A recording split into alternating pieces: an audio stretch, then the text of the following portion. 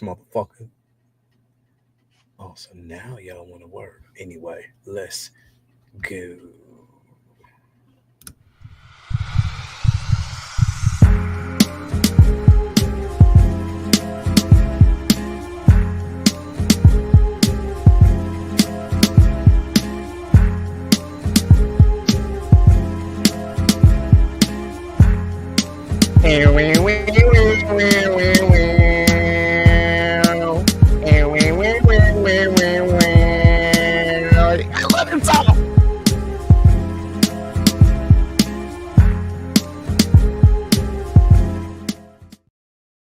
You know what? Fun fact. Fun fact. Hey, hold on, real quick. Greetings, everybody. Welcome to the 1/6 Scale Man proudly presents. You know what it is? Comic book talk with friends on a Monday night. So definitely, thank you for being here. We got a lot to talk about. Do me a favor while you're streaming here. Hit that like button, subscribe to the channel, hit that bell notifications. You're always up to date as what we got going on the channel, live streams, videos, whatever it may be.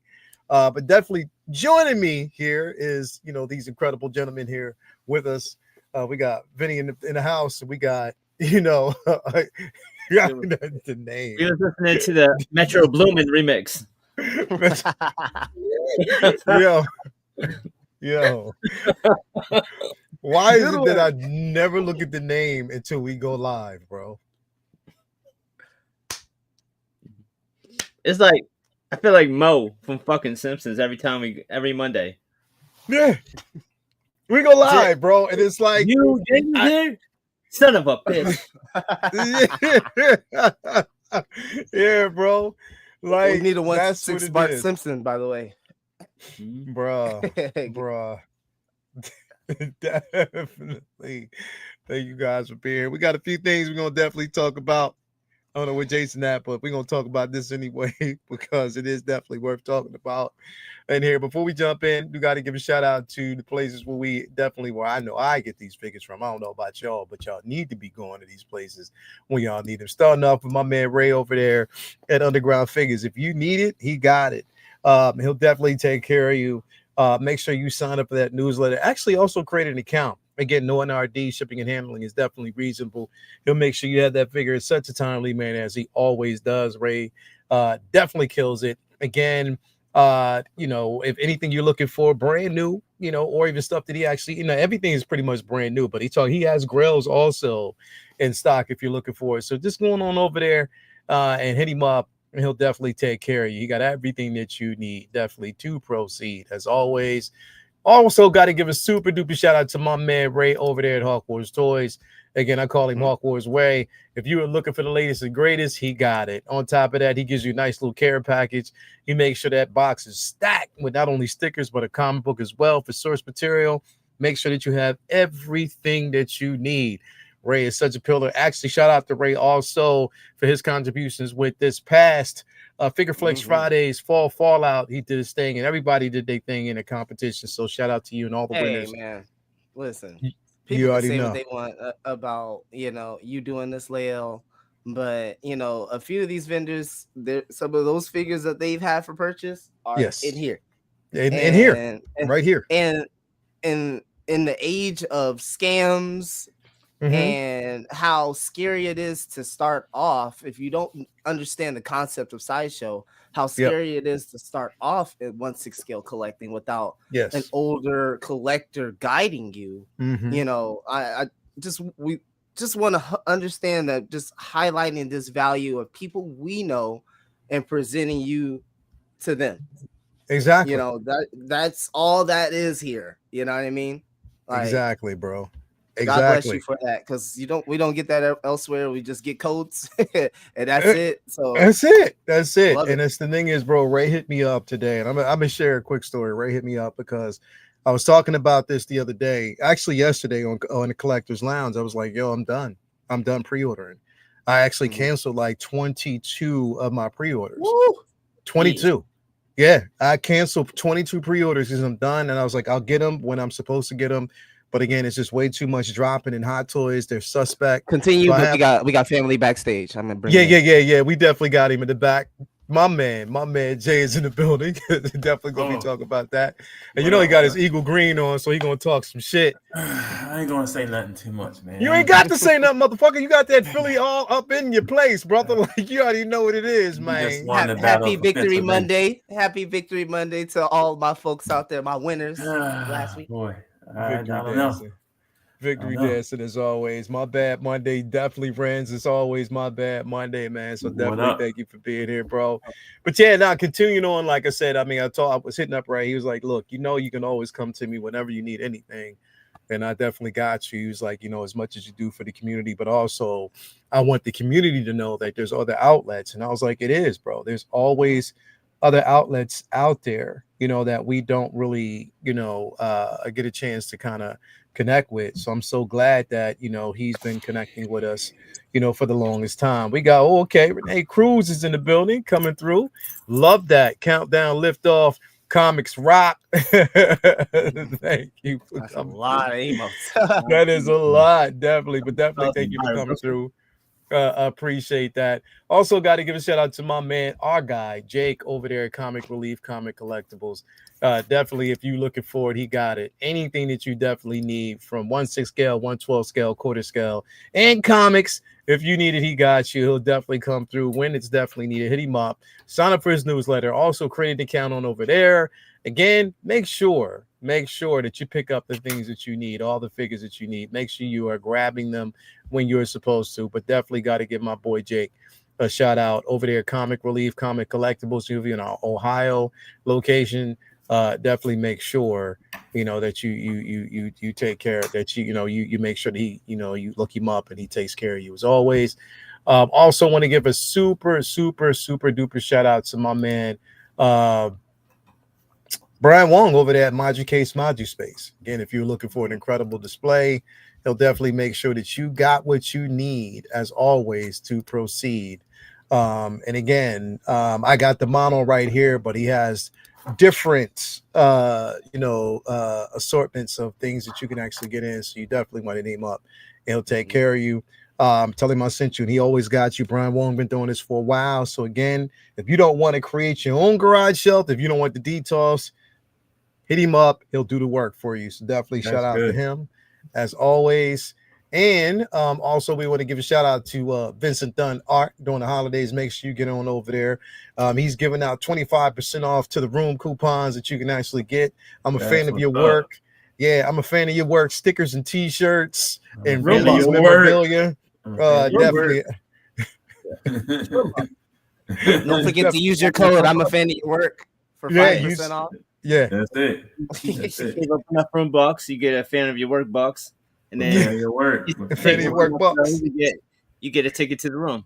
Exactly, a ticket to the room. Man. Saved up that amount, but it's like the Monopoly game at McDonald's. No one actually won, but it's out there though. It's out there though. Good luck. But yeah, Christmas right around the corner. If you guys need some art for family and friends or for your damn self, hit me up. I'll take care of you. Yeah, definitely, especially with Christmas coming up, not too long away from it. I just hung my miles on the wall. Yeah. Yes, oh, and Skywalker asked me if I've gotten anybody since Luke, and I guess I'll take this moment to share with y'all that I did pre-order Dr. Doom.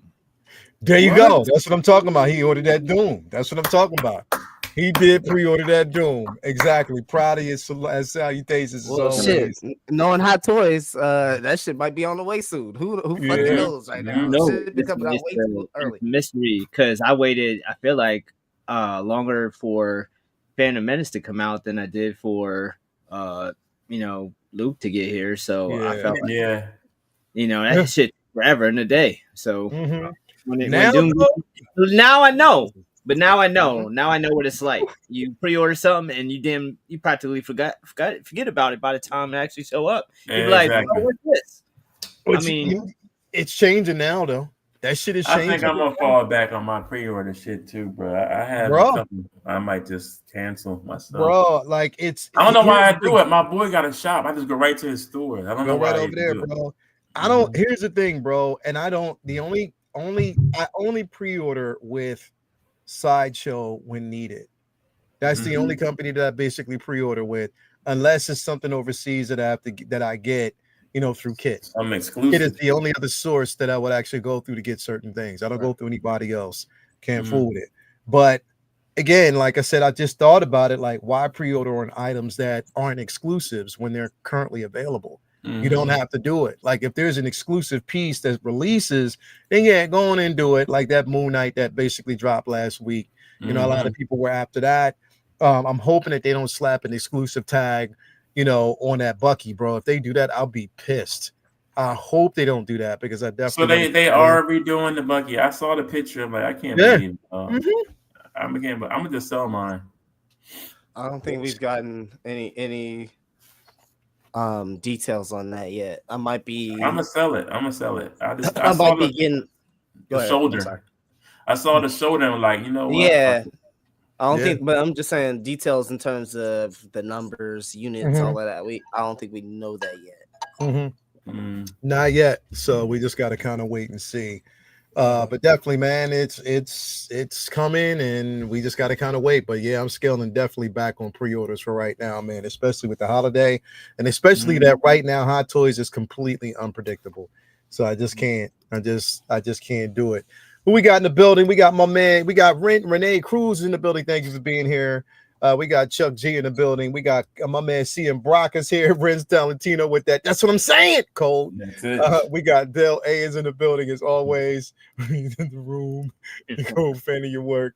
We got Malika Mabane, WRNR, Real Negro Radio in the building. Thank you for being here as always, brother. We got the incredible Brendan Salad in the building. Thank you for being here. Got my Bane from Hawk Boys. Ray over the weekend. Always a pleasure. Yeah, Ray, I'm telling you, he hooks it up. He hooks it up. And he don't feel ashamed to remind you, like, hey, brother, calm down. I got you. You ain't got to look no further. He has no qualms with doing that, bro. That's what he does. So definitely shout out to him. As always, Pedro Lopez in the building. Thank you for being. Pedro is a clown. Aaron May is in the building. Haters, man. As always. Who else do we got in the building? Let's see here. We got O Skywalker in the building. Thank you for being here. Striker 47 is in the building. Thank you for being here. We got Doc and aka Doc McStuffins. That's what Toya named him. Who else do we got in the building? With us today, Amber, of course, is in the building. We got Charlie the Unicorn is in the building. Malika Mabane, peace and love. Finally, who else have we got in the building? We got my man Charlie the Unicorn. Pushes everything aside this show. My bad, Jedi. They drop a Superman trailer on Thursday, so definitely we going.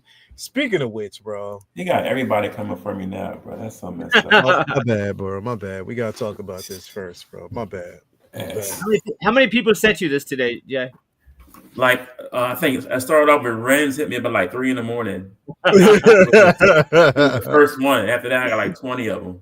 Yeah. Like, wow, bro. Yeah, people bro. are not jokes. Yeah, they definitely got jokes. So did you hear? Did you hear the soundtrack? Oh, did you hear the theme? It sounds lame. But he used the original, but it just used like what now it's operatic more. Well, not operatic, but it's just like a lot of sonics, a lot of voices and stuff like that. That's supposed to be the Christopher Reeve version of Superman theme. You got to listen to it. If you listen to it, you hear the theme. You got to listen to it the whole way through. You'll hear the actual theme. That shit sounds ass. But I mean, look, hype around the simple fact that it's going to drop one. I can't wait to basically see what's going to happen on Thursday. So you're not hype about the trailer, bro? No. Are you going this blindly, bro? Like, let me ask you a question. Low expectations, bro. Low expectations. Superman, anything current or future Superman, they don't fuck with it. It has to be past tense. Yeah. Like, so I mean, all right. So let me ask you this though, Jay. Like, say you go to the movies, right? You go see this film. If I like it, I'll give it props. And you're pleasantly surprised. Yeah. Like, what would be your reaction? Would you say like you would give his DC a chance, or would you still meet it with like a level of trepidation? If it's good, I guess I'll see what he has to offer, man. But I'm just what he's put out so far, I'm just not impressed. That Monster Squad shit is whack. The best person on that show is freaking the Bride, and I mean I wasn't impressed with that at all. I don't know. It just from what the back scenes or the backstage stuff. It looks like it's gonna be, I guess, okay. I just gotta wait and see what comes out or how it comes out, man. I'm not excited. You know, I So already feel like you wouldn't get it in figure form? if the movie if it's good, and I think that he did the character justice, then yeah, I'll get it. I'll say I'm wrong if I'm wrong about something. I'm man enough to admit, if I'm wrong about something, I'll say it. But I just don't like what he's done so far with how he's handling DC. I ain't got not much to say other than I'm hoping that you'll be pleasantly surprised with this. We'll see. I'm still kind of bitter about how he did Gale, man. Yeah, I mean, me too. I was starting to grow to really enjoy Henry Cavill's portrayal of Superman. Yeah. And then that kind of just like when it felt like there was a good time for them to refresh that and go forward, they decided to just scrap it all. And which in some parts I do understand, because parts of that universe was just so fragmented and sped up and not really fully fleshed out. And so I would enjoy. There's parts of it that I'm really excited for this new iteration of these characters. But Metropolis has to be gaudy, bright, shining, almost like a futuristic feeling. And then, but Gotham has to be dark, gritty, scary, almost like fuck. I don't even want to go there. That dark part of the kingdom, fuck all that. Yeah. I think that's where I'm at with it, is like tone. Tone is going to basically play a huge role in everything in all these films, because you want to feel like Superman is in Metropolis. So I want to feel, because Metropolis is just much a character as Clark and Superman himself. You know what I mean? And everybody has his, because the thing is also his chemistry between Lois is extremely important, because we know that literally that's the heartbeat of we have to buy that relationship. We have to buy the relationship. We have to feel like it has to look genuine. It has to look real. It definitely has to look real. So, and here's the thing, like again, a lot is riding on this film to be successful. It is. A lot is right. And here's the thing, bro. In all honesty, I'm like, yo, like, it's James Gunn. And I say this because if anybody, we wanted to be successful. We definitely do. And if anybody has a chance, honestly, in my mind, to make it happen, would be him. It would be him if he's helming it. It would be him to do it. But it's just a wait and see type of a situation. Like, you have to go in with a bit of, you just got to kind of go in with a clean slate and not with too much expectation for this particular film. That's how I'm going in. That's how I'm going in. And it's not to say that it's not going to be good, because I think that he's going to really, he's going to do his thing. Like, I think he's going to do his thing, and he has to know that there's a lot riding on this damn film. Oh, he knows it. You know what I mean? What's your thoughts on this, V? Yeah, I'm kind of like a mix of everybody's input so far. I definitely want this to be successful. I love DC comics, and it's been frustrating being a comic book fan in general, having such inconsistency with that neighborhood of the industry not being properly presented, in my opinion. Like, other people have loved what we've seen, and I felt it's been a mixed bag, to put it as politely as possible.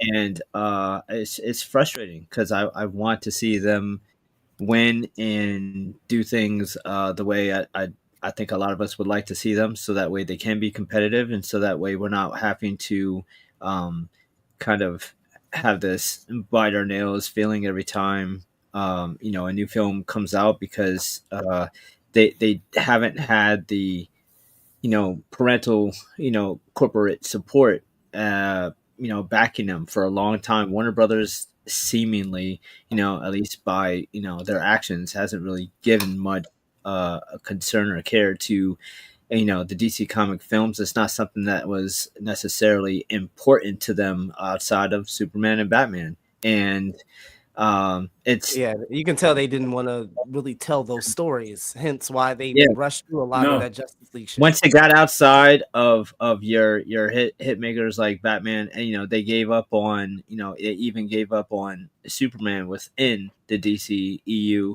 which is insane. So it was it's been very frustrating. It's for years they've clearly not really cared about your Flashes and Green Lanterns and stuff like that.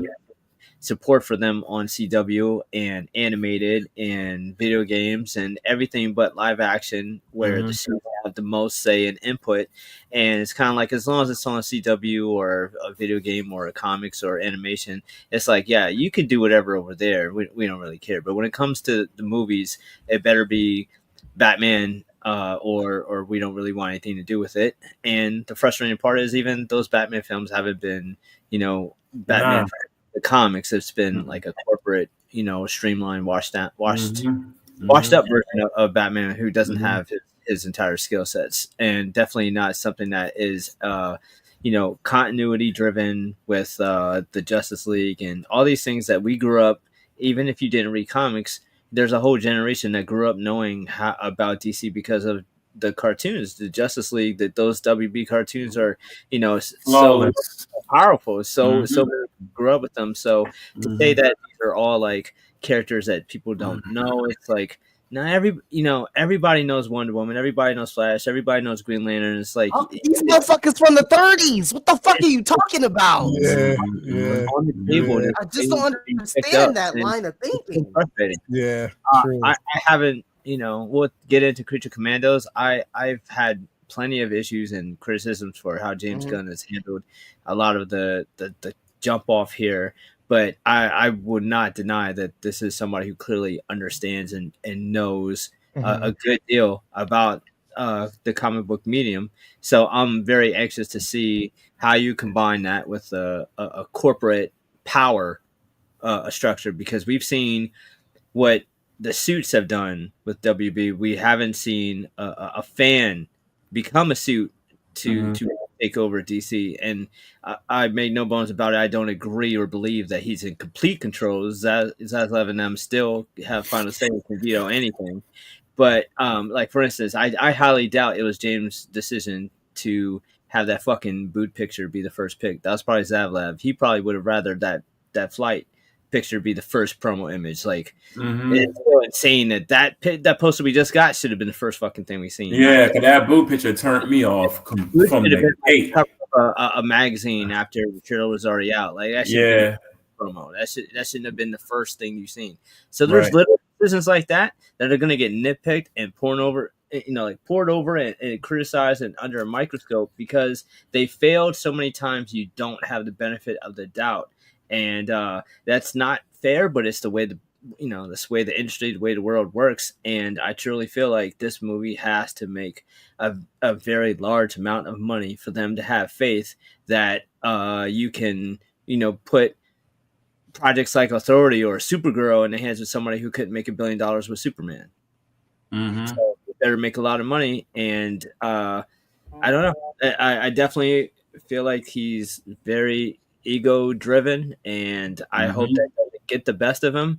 But I mean, I hope Creature Commandos isn't a too telling of what's to come for the film division. Hopefully that's just something for the side, because there's a lot of issues I have with that I don't want to see become an issue with the films. But I absolutely am going into these films, especially this one, with an open mind and hopeful that he's not a one-trick pony who can only do fucking adult fart joke humor and violence. He needs to be able to do something that's a completely different thing that he's ever done before with this film. So it's odd that this is the film that he chose to put on his shoulders. But I hope it works, because I think every comic book fan needs and wants it, because Marvel has let their foot off the gas too. Like they're going back to making different types of mistakes and weird things that I think if DC starts stepping up and becoming heavy hitters and powerful, that maybe they'll get their shit together too. So it's just like anything. You want the competition to succeed so that the whole industry thrives off competition. So I hope this thing is a fucking home run. But I'm not going to sit here and say I'm sure of it because I'm not. It's I remember like him talking about initially when they approached him, right before he did Suicide Squad, they approached him about doing a or whatever film he wanted to do with which was in the whole catalog and Rose Gallery, and how at that time he said that they even approached him and said, look, you can even do a Superman film. And he chose to do, of course, what we know as the Suicide Squad. That was his first venture as far as those films, which I'm like, okay, I it is what it is. I mean, if that's basically what he wanted to do, but obviously at that time I'm thinking like, they definitely had some faith in him, to really pull this thing together, or to do something, of this magnitude. Now, mind you, it's crazy because I was thinking about this. It's like, everybody is talking about Gunn's, James Gunn's universe, but remember, there's two people that are definitely involved other than just him. Yeah, I mean, it's not just him. There's other characters. There's Gunn and what's his name? Saffron. Peter Saffron. Yeah. He's like he's like the Chad Hugo. He's mad quiet though. He just like Gunn is the Pharrell Williams. Like he don't say shit. Don't say nothing. He the exec type. He the money guy, exec type. Mad quiet. Don't say Gunn shit. is the creative. Yeah. That's what the pairing comes off to me like. Yeah. I don't know, man. I don't know. I'm just scared though. Like the Creature Commandos to me is whack. That Weasel, they need to kill him the fuck off. I'm so tired of that fucking Weasel guy. Like, kill him off. The Bride thing on there, I like the Bride a lot. Her character is very. But very you know what? And we'll get into it in just a few moments. I did watch Mm-hmm. episode 3, and I actually have to say, like, out of the ones that I've seen thus far, the third I really liked episode 3. The third one is good. Yeah, I really liked episode 3. I liked it because of, again, Charlie funny. what did he say? He said Sean needs a job. That's why he got him playing the Weasel. Sean Gunn, yeah. Yeah, But I liked it. I like what we got, thus far from it. The I third think that one. the third one was, and I was like, okay, cool. Like now we're getting into, and the Weasel finally did something. You know what I mean? So we finally seen him do something, but it's like I gotta watch it to see where it goes. That's the only thing is it's like now that I'm into it, I'm investing it. I gotta watch it to see what I can never basically watch something and not complete the series. Like I can't. It's impossible for me. Even if I don't like it, I can't not watch it and not complete it. Like I have to continue to watch it. But I will say that, again, there is something about Cersei and, her saying that you fools, like, at the end of that episode, it did beg my curiosity because they stopped her. But she's like, wait a minute, you fools, like you've just destroyed the world. Like you don't understand what I was trying to do. And I'm interested in finding out what has to do with the princess that's at that. I want to now, because the story is picking up that way and there's little clues. I'm like, all right, now I want to see. And I like that they're going through each individual character to really flesh out where they came from and how their story was. Because I actually did like the GI Robots backstory in the military and I was like, okay, this shit really makes and it shows how him as a character, even as a robot, he has PTSD, bro. He's the only other one I really like is GI Robot. My bad. And I didn't think I was like, but it just shows a lot of it. So I'm like, you know what? I gotta watch it just to finish it for what it is. But it's just like James Gunn has this tendency to because I guess the same can be said for the simple fact that not a lot of people, we did as comic book readers and as comic book enthusiasts, we knew who the Guardians of the Galaxy were. We knew that storyline. We knew basically the characters that were introduced. Now, again, throughout the years, the group has changed. The squad has changed. It's been different iterations, and even Star-Lord's iteration wasn't the original IP. No, you know what I mean? It wasn't. Star-Lord didn't come until I think it was almost 17 to 18 issues later, after the first book was released and published in syndication. So that's what I'm saying. Like we got a chance to see the evolution and see how people receive them. You know what I mean? But again, he pulled it together. So I guess it's like you can't say that he's not the person for it, but it's just a simple fact that now you're in a totally different arena. You're going from Marvel to DC that was already in peril based on a lot of shit that we got. You've stripped down you've completely dismantled certain characters. Can I say that it was actually him and his fault? Nah, I think it was, and I actually want to say that it was Zaslav because he spoke too fucking soon, and they didn't have PR people to say, "Yo, nah, like, did you talk to James Gunn about his vision fucking first before you said this?" Yeah, it's allowed these motherfuckers to make a fool out of themselves. First, you did it with Cavill, then you did it with Gal Gadot, and Ben Affleck was like, "Before you do that to me, fuck I'm out. Yeah, I don't I'm want out. nothing to do with it." So that's what I'm saying. Like, I can't put the blame on him. I put the blame on DC and how the fuck and Warner Brothers and how they handled that. And it's just that because he's the front runner, he's the showrunner, he's the face of the IP. A lot of fingers are going to get pointed at him. But they still have nothing to put in that place for Wonder Woman either. Like a show about Themyscira, like, and not have Diana in it. It's like, come on, bro. Yeah. I just don't know, man. Like, I love Wonder Woman, bro, and like Gail did a fantastic job as Wonder Woman. Yeah, and then do her the way they did, bro. I still got a sour taste in my mouth from that one, bro. Like, yeah, and I think it's hard for Jedi to want to even consider starting over, in his mind from his perspective, because he liked what he was getting. And so I get your perspective there. It's just we're past that point, unfortunately. And it's either try to look at some of what could be good. This could be a chance for us, the world. I won't say us, but for the world to get good contextualization of the character. The craziest thing, possibility for that. But the craziest thing about it is, you go and get a guy that's just like Cavill to be Superman. That's the funniest part, bro. Like, you go find a guy that's almost identical to Cavill. It's hilarious, man. And then also which I think is blown out of proportion. I think Henry is just a very passionate person, and he's at this point in his career that he's really wants to chase, he wants to do Warhammer now. I think Warhammer. He's a gamer, so these are things that haven't been fleshed out. And we were having this conversation about when the Warhammer game came out several months ago, and we were talking just briefly about how deep the lore is, the stories are when it comes to Warhammer 4K.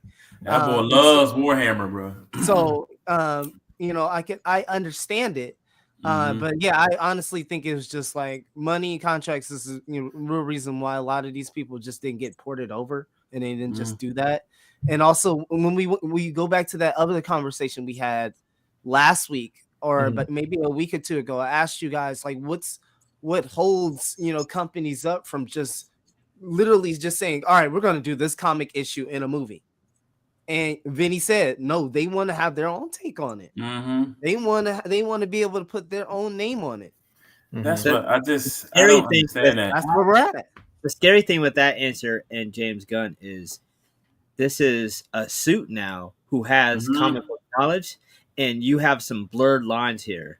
And I don't necessarily have a problem with anyone in the industry, whether it be sports or entertainment or whatever, who has a big ego, because that usually just kind of comes hand in hand. Like, I'll never knock somebody like a Terrell Owens or a Kanye for having like an inflated ego, because that just drives people, and I get it. But this is somebody very, very confident, to put it very politely, very full of himself.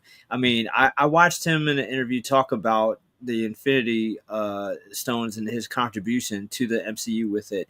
And to hear him tell it, if you weren't a comic book fan, he acted like he invented them. Like he wrote that. Like I gave them the treatment for the Infinity Stones in less than 30 minutes. It was as easy as it could be. I just figured out where all the stones did, and then just handed it in, and they just laughing like it was like it was nothing. It was like, you didn't create that. Fucking Starlin did, like Starlin, yep. And you know about it because you read comics. It's like you didn't create that shit. You just told them how to do it for film. Exactly. Like that's called a treatment. Like the people who take George R.R. Martin shit and like take the books and then write a screenplay from that material and make Game of Thrones into a TV show. Like, they didn't create fucking Daenerys and the Starks and all that. They just ported it to TV and then added some of their own shit. But he tells these things as if he's creating these original concepts. And like even Creature Commandos, like if you hit skip intro, you still get written by James Gunn at the beginning of the show as like they overlap credits, so that way you still see him animated in the opening credits to make sure like it was him that it was his contributions. Yeah, right. It's super, like it might as well call it like James Gunn's DCU. Like very important to to him to like have his stamp on all this, and that's fine.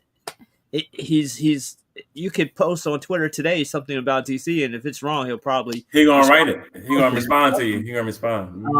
He's very passionate. I don't hold it completely against him, but it's also a little scary because there is that fear of when suits who have a bigger interest in putting their stamp on shit than the comic book stamp. Like, how is that going to roll over into what we're going to get with these films? Hopefully, hopefully, I'll take somebody, I guess maybe in some ways it's good if somebody's saying like, oh, look, I'm creating this shit and here it is. And it's just like the comics versus I'm creating this shit and here it is. And it's completely opposite like the comics. So that way it's completely thought of as theirs, but he's a very interesting and unusual character in the Hollywood industry because he's like a fanboy with a lot of talent and power. And you don't always see that. Usually it's one or the other. Usually it's people with a lot of, usually the people with most talent and creativity don't have power.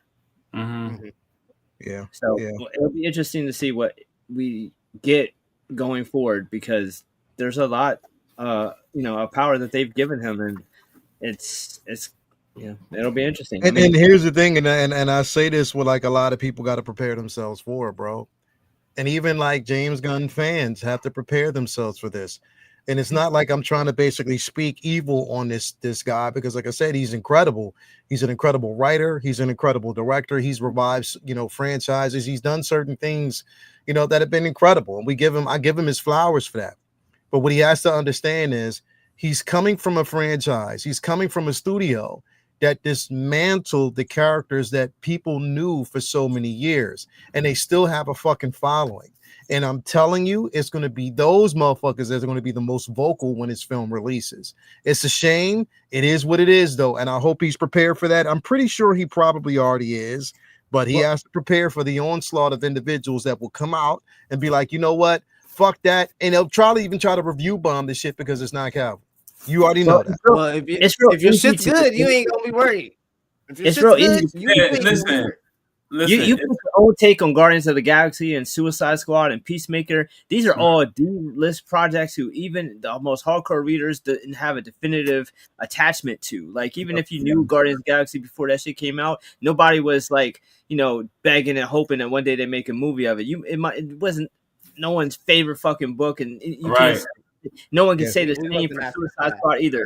There wasn't a huge fandom out there for fucking Peacemaker. So with all those characters, you change them, you can make them whatever you want, and there's not going to be pushback. You go put your own spin and take on, do what you want with fucking Superman. That's where you're gonna mess up. You got to be prepared. That's what I'm saying. Like, you got to be prepared. If you fuck up and take away too much, motherfuckers will let you know. Bro, Superman goes with America like motherfucking apple pie, dog. Like, if they get this guy, if they get this character and fuck it up with his own spin on it, it's gonna be awful for DC. I'm telling you. So I hope the movie does good. Like I said, I want to go see it. I'm going to go see it. You know what I'm saying? But It's over the coming out in a last, jam-packed part of the year too. It's like we're getting Head boom, to head with boom. Fantastic Four. Bro, I'm saying like this gonna be some insane shit. First of all, we get a nice little taste. Shout out to John Witherspoon. A little taste with in February. Yeah. And then however that goes, it goes. But it's still an event, and we're still either way. At the bottom line, we're gonna have fun going to the theater. I can't wait for that Brave New World shit. I'm not gonna lie. A lot of stuff wait coming. For that. I can't wait for that. That's gonna be crazy. So it's gonna be a lot of shit coming, but I just hope that there's also grace, that's given. You know what I mean? What the heck is this? Are we getting bombed by people, bro? I think we are, bro. I love Black African people. I think it's the same person, bro. It's Jerry Maguire. I love Black people. That's so funny, bro. Man, we are definitely in the space of kind of getting bombed right now. So but I don't know, bro. I just hope it does well, man. I'm going into it, like I said, with zero expectations, bro, because this is going to be his rendition of Superman.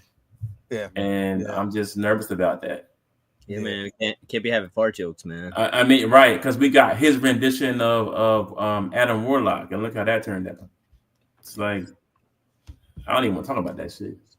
But I mean, but listen, I'm scared. Bro. I'm afraid, though. Listen. You gotta understand something, bro. And we have to see it, for literally what it is. There's always a solution to everything, bro. True. Because Cornsworth, what's his name? What's his name? Cornsworth. Yeah, it's not the only person, bro, that can definitely pull off this role. You can get anybody. There's so many individuals out there that can pull it off, bro. So that's what I'm saying. It's not going to be hard, bro. Like I would rather have Vinny do it, bro. Yo, put some weave on Vinny, some black weave, some black slick weave. Bro. Get him a cab suit. Did you give a Vinny Beijing? Yeah, kind of sliding off on the side. Dog. Give me the Beijing. He can have the 5 o'clock shadow like Superman and Lois. Nasty word. He's good. Yeah, bro. Like, I mean, hey, Vinny, need your thoughts on season finale from? Oh yeah. Did you see the season finale, bro? Of course. Of course. Yeah, we I got it. We have to watch this show, bro. You missing out. I'm sleeping on that. You are fucking missing out. It is the most incredible show. So okay, Vinny. He got it, bro. Vinny can do it. I love it. We'll definitely talk about it. The Vinny verse. Let's fucking go. Let's do it. We got my baby in the building. Thank you for being here, baby. She said 25K subs. Woo woo. Thank you so much, baby. Thank you so much. Appreciate that.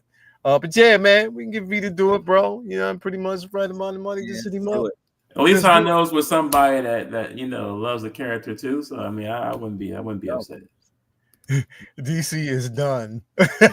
For real. Nah, but listen, bro. Like, done, head back to the room of solitude. There you go. All jokes aside, bro. Like, I definitely want to see this, film succeed. I do. I'm not gonna front. I want to see it succeed, and I think there's room for it, and I'm gonna definitely go see it. I'm gonna see it first day, plain and simple, because I want to see. We need a Wonder Woman announcement, though. That's what we need. Well, they talked about that sort of like today. It was talked about and hinted at because they are doing this whole Themyscira Paradise Island show, but also they're talking about in Creature Commandos. We get a chance to see the silhouette of her suit. It was one scene that was there that they kind of fleshed it out and showed. So I don't know. We'll see how it's going to go, but here's what it is. Anyway, give us your thoughts, everybody out there. You are anticipating? Are you excited about this movie? And also excited about the trailer? Hell, the trailer. Well, Vinny's not going to watch it. So I'll watch it for a minute. In July. I'll be excited for him. So definitely, the trail. I just can't. I tried, but I can't do it. I just love trailers too much. I can't. I'm gonna watch this shit. And I'm gonna tell Vinny about it. I'm gonna post it. Definitely, man. But anyway, let us know in the comments, man, what you think if you're anticipating this. I can't wait. Listen. All things said, I do want to say this. At least, and here's the thing. You know what's fucked up about this whole thing? This man made this announcement 5 years after, right? He made this announcement, right? And that he was writing, producing, directing the film, got the cast together and shot this film in less than a year, in like almost 2 years. Right? I give him that. That's good. Give him that. Great timing, right? That's good. Good, right? Mm-hmm. What the fuck is Marvel doing with Blade, bro? This shit was released. This shit was announced 5 years ago, almost 6 years ago. Man, we already know the answer to that shit. So, but I'm just saying, I'm giving you an example of like, we get this shit, and he's at least when he says he's gonna do a fucking film, and when he has at least, if you can't say anything else about this dude, you gotta I'm giving that. His turnaround was hot. To be fair though, they had a black lead in the film and they scrapped it for tax write-off. So what you mean? Batgirl. Oh, well, I mean, black, Hispanic, you can, whatever you want. It is what it is, bro. Listen, they put that shit in the vault. They should have just put that shit. Black lead, we wouldn't be seeing it just like Michael B. Jordan. Put it out, right. Just like that Powerpuff put it out show or movie. They was like Powerpuff Girls show. They was like, y'all ain't getting no trailer, no nothing. They said Michael B. Jordan's gonna be the Black Superman. Blah blah blah blah. We'll see. They said, We'll see. No, I hate, bro. And here's the thing: it's like, look what they even like. I hate what they did to old girl too, bro. And she was hurt about it that she could never play Supergirl. That she's not going to play that character again. That's another thing, bro. That's another one. She was hurt. That box was hurt. About Batgirl, but they screwed Supergirl too. Listen, they definitely screwed her. She was the best part of that fucked up movie she was in. Mm-hmm. She was the best part of that film, dog. Mm-hmm. But they crossed the numbers in. This is still America, and then you'd never mind. You already know. It is what it is, man. Yeah, it is. It is. Let's get the drones. Let's get the drones. Anyway, we just got to basically see once it hits theaters. I'm rooting for you, James, and I can't wait to see it. You'll see how it actually ends up, and watch the trailer. Everybody, let us know what you think. Moving on, want to move on to this individual. This is basically the artist of the day that I wanted to kind of talk about, and that's Fiona Staples. And I, because again, we don't talk about like some of these new age individuals that's out there right now. And I picked up, Vinny might be proud of me. I started reading Saga, bro. It's phenomenal, right? Yeah, I have to get that one too. Bro, it's what is dope about this book? It's not, and I kind of equate this, and Vinny, let me just walk with me here. It's the thing is, the expectation is the fantastical world that they basically created. But the story, the character, and more of the story is told. It's you are so submersed in the dialogue, than anything else. The dialogue and the emotional connections between these characters. That when something happens, it's like the buildup is there. Sometimes the buildup happens, and it catches you completely off guard. Mm-hmm. And that's how good this, and I don't pretty much want to give it away for anybody else who's actually read these books, but it's definitely phenomenal so far, man. Like, I'm digging the story. I am definitely digging the story. I knew you would like it. It's extremely just creative. And the art is beautiful, and we'll get into like how great she is, but it's the writing going along with it, because you never feel like I mean, there's shock value in some of the images. There's adult content and there's violence, but it's other books have done that and it's felt empty. And this doesn't ever feel like it's a gimmick.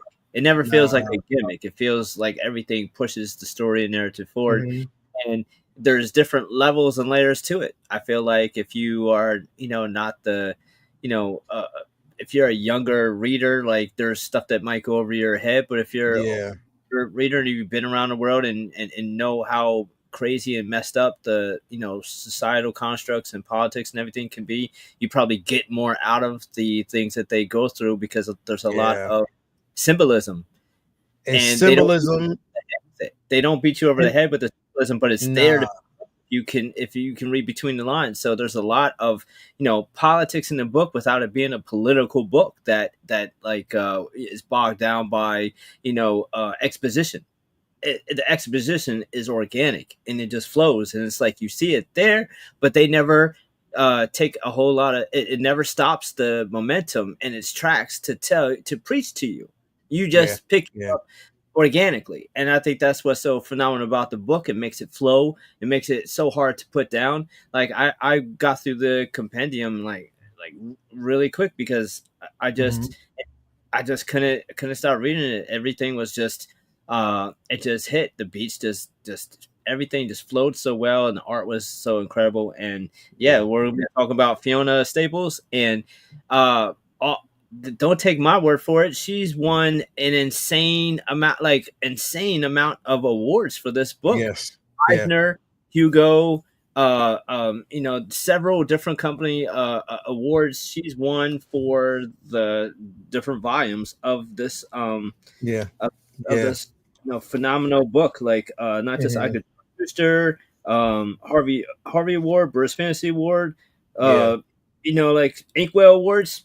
She's been killing it.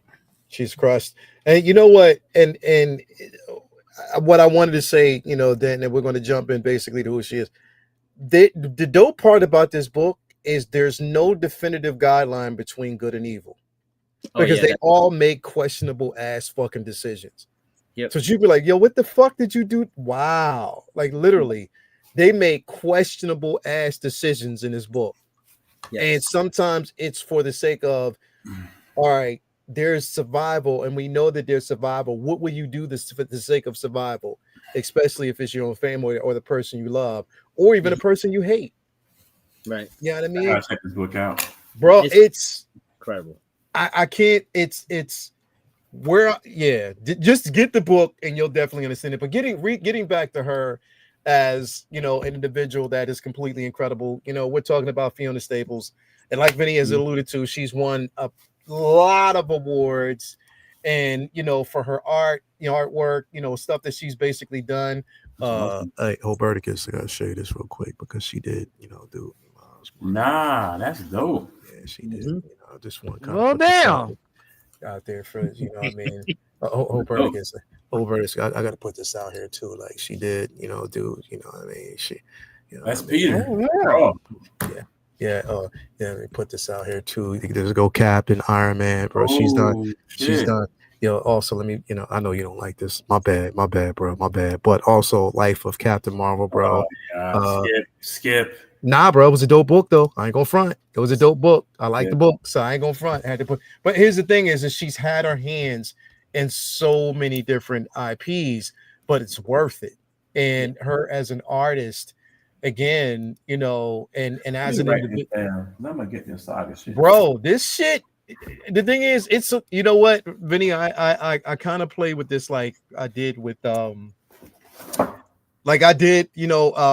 with Arcane. You've been talking about Arcane for a while.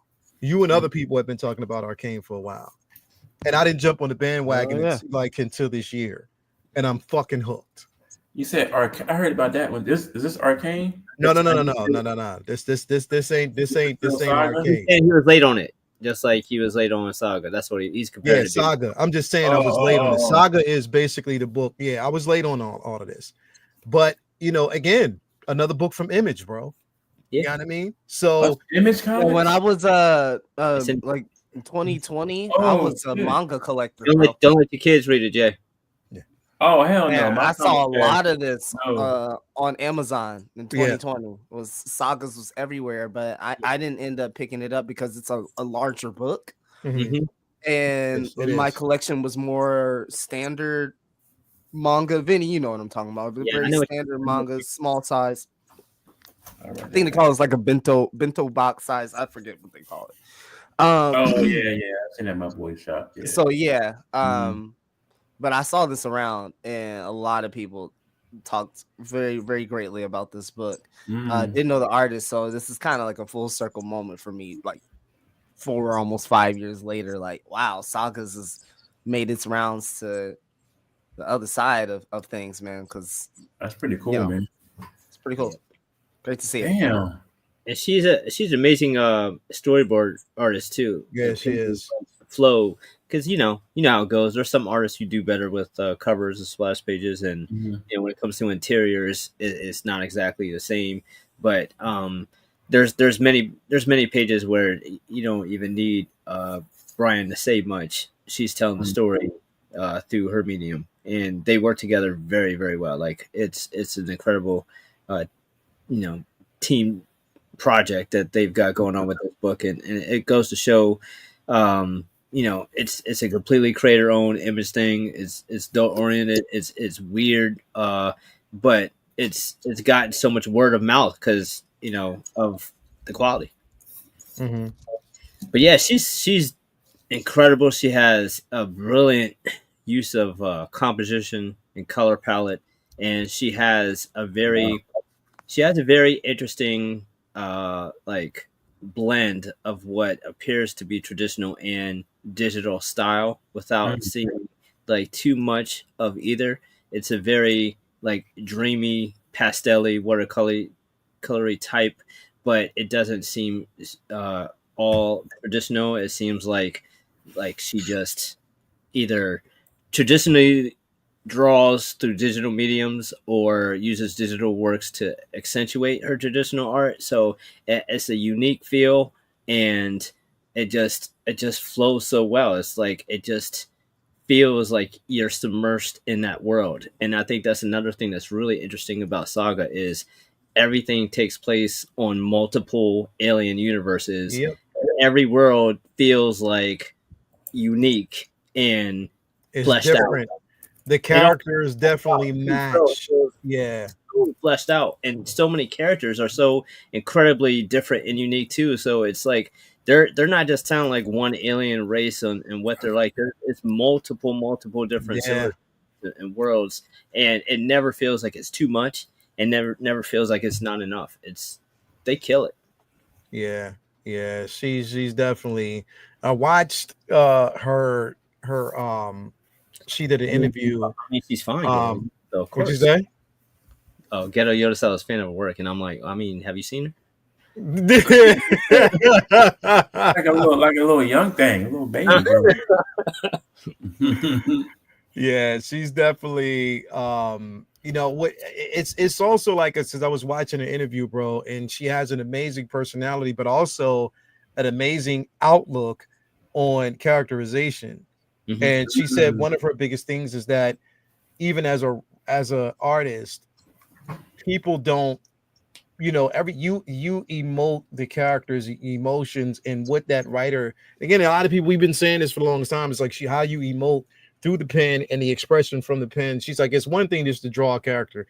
You can draw a character and just give the person that page, and they'll pretty much ink the page with the actual dialogue. But you have to know the dialogue and know where that writer was coming from first before you basically put pen to, but before you put like ink to pad and stuff like that. And she's like, it's important to her to really flesh out characterization, and also the motivation of each individual character. She's like, from the moment that character wakes up in the morning, where they're walking, what is their destination, what is their journey, their interactions with individuals. And she said, like, this from like just the art itself has to really express that. I was like, yo, she's really like ahead of her time in her as far as her thinking, but also humble, like a very humble person. Which everybody out there, you can, if you want more details, being that he's a fan of her work, is bound that you'll probably find her in the room. But yeah, bro, definitely. I wanted to talk about this mainly because, like I said, Saga, bro, is incredible, and I think that what she's doing with it is equally incredible. I think she's knocking it out the park, bro. She's nailing it. as well. So again, New Age people out there, please, I can't stress enough, pick up Saga. I was late to the party, but I'm like, I'm not late. I don't want nobody telling me about shit. That's why I ain't telling y'all about shit. It's just good. It's definitely good. Because the thing is, like when he says, and truth be told, when he said that all stories, it's not like you're basically seeing the same characters in every sequence. It's different.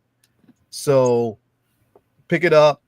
You'll definitely love it, man. And her verdict is, you might want to pick up you some copies. She's done some amazing work, which I might have to, bro. Yeah, there's some like late Is night. that the Superman 2000? Is that Superman? Uh-huh. She did that too? Mm-hmm. That's dope, man. Yeah, that's her work, bro. That's raw, man. Yeah, just get Vinny to tell her that you're also a fan of her work. She's a staple of the collection. So definitely, man. I got do yourself a favor.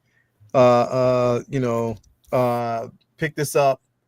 Do yourself a favor, man. It's because it's definitely an incredible book to have in your collection. Let me ask you a question, Vinny. Have you read the Ultimates 1 year? No, I have not yet. I gotta probably hit up my shop. I only hit up my shop like once every month or 5 weeks or so. So I'm behind on the past couple weeks, 2 or 3 weeks of books. Yeah. Okay. There's not Ultimates, but I'm waiting for Ultimate Spider-Man to come back up. Yeah, so it's the Ultimates 1 year. So this particular book, and like I said, not to give it away too much, but this is a book, definitely worth reading because it tells a story. So you learn a lot about Nick Fury.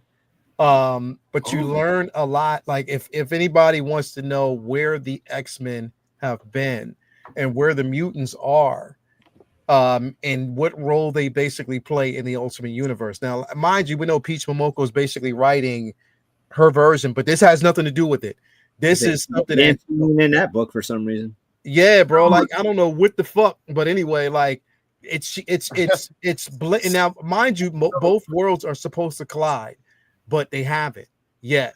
But you're going to see the mutant population in a totally different way and how they're being used. And the thing is, the way this is basically divided, not to give too much away, is in factions. But the bigger thing is you're going to see Nick Fury's role in all this, and it's almost damn near tragic, to be quite honest. But you'll see. But it's definitely in the Ultimate, they flip that to the Caucasian Nick Fury. Yeah, but with reason, if you got to read the book, that's what I'm saying. I want to get this. This looks dope. I want to get this. Yeah, you got to get the book to really understand where they're going, and on top of that, you'll understand. I like the old Rico white and black too. Yeah, that's dope. And you'll understand how they're so the Wolverine that and the Wolverine they're going to introduce. I'll just say he goes by a different name. He's a Winter Soldier in this version. Why'd you say that, bro? Why? I didn't... Oh, my bad. I thought my bad. It's my bad. That's why he said it. He said it. I thought everybody did that. It dropped like 2 weeks ago. Yeah, nah, Vinny didn't read it. My bad. Vinny didn't read it. Nah, man. It's all right, but I knew about it. It's all good. Oh, you knew about it? Okay. Yeah. From the promotion of it. You know what I mean? Yeah. So he's definitely going to buy a different. Oh, so it's just fuck me on this one. Cool. I'll take it. Yeah. Okay, that's me. Sorry. Yeah, I had Twitter school. My bad. Yeah, my bad. No, I thought y'all had read it. I'm still gonna dive into that shit because I thought it was when I first looked at the cover, I thought it was just gonna be a kind of a review of what they've done throughout the year. Buddy is Winter Soldier all day. Like he is Bucky. Yeah, you gotta really read the book because dope. It's like the maker's an asshole. I'm just gonna say that he is a fucking asshole, bro. Yeah. It's like if Reed Richards was that way for real, like if that version of him bled over into this, he's an asshole. Yeah, you know what I mean? He is. He is definitely an asshole. But yeah, you gotta read this book to really understand where it's going. And I keep forgetting he's a version of Reed. Yeah, the maker's fucking the version of Reed, asshole. He's like an ass, bro. I keep forgetting that about him, yo. That's crazy. Yeah. He's definitely like a yeah, but at the same time, yeah, definitely a dope, you know, commemoration, dope character. You know, which definitely, you know, again, kind of like solidifies his role in all of this and how it actually works. So definitely shout out to the way they've written it. It's incredible. So is a particular book like a synopsis of the whole universe, of the Ultimate Universe period, like of different spots in that universe? This book here? I don't want to give it away, bro. You gotta it's no, because everything this is out now though. This is out now, right? Yeah, it's out now. Okay, it's out now. It's definitely out now. It's worth picking up and it's worth reading. But you definitely want to get out there and you know, anybody who's the Ultimates, like definitely like reading the Ultimates comics is like better than just reading from the main universe. Yeah, I love it. That's basically how dope it's been so far. So pick it up, read it. You definitely will not be disappointed in it at all. You know what I mean? Because it's definitely an incredible run. So just, you know, want to say that. Moving on. Now, I know you don't want to talk about this, Jay, and we're not going to spend too much time on it because I don't know if anybody's actually seen it or too many people have actually seen it out there. But we're going to actually just real quick to touch on this because, like I said, this Sony thing is we need to jump into that. We definitely need to jump into that. But again, Creature Commandos episode 3 dropped, and it was like we said up to top earlier. This one basically was centered around GI Robot and his origin and where he started, and what his motivation was, and how that motivation really leaked off into reason why he was in prison in the first place. Did you see episode 3, Vinny? Yeah, I seen it. Yeah. So like it's you saw it too, Alberticus, didn't you? Hell no, I'm telling you, I'm on the Bear and Arcane right now, getting through all that shit. Got you. Yeah. Well, without really saying too much, because I don't know if you this want to dude go back. in particular sounds very fucking interesting, and you guys are making the bright. GI Robot is raw. So I probably will dig into this. Whether you like it or not, you'll fuck with him. Yeah, he was a Nazi killer, and you'll definitely fuck with him because he has a certain level of motivation, but again, also dealing with a robot that has PTSD, literally in such a more polite way, is incredible. But again, it was him that kind of comes through in the end. But you got to watch it to really understand. I think this was the episode that really got me like curious. Was like, oh, okay. I mean, the second episode I was kind of curious too with the bride's backstory. It was pretty dope. But this, I was like, yeah, this is pretty dope. This you know what the story that they're telling. So hopefully, you know, once we go forward, we get a chance to kind of see it for what it is, because it was definitely incredible. But yeah, man, Vinny, your thoughts so far in this episode? Yeah, I definitely like this episode more than the other two.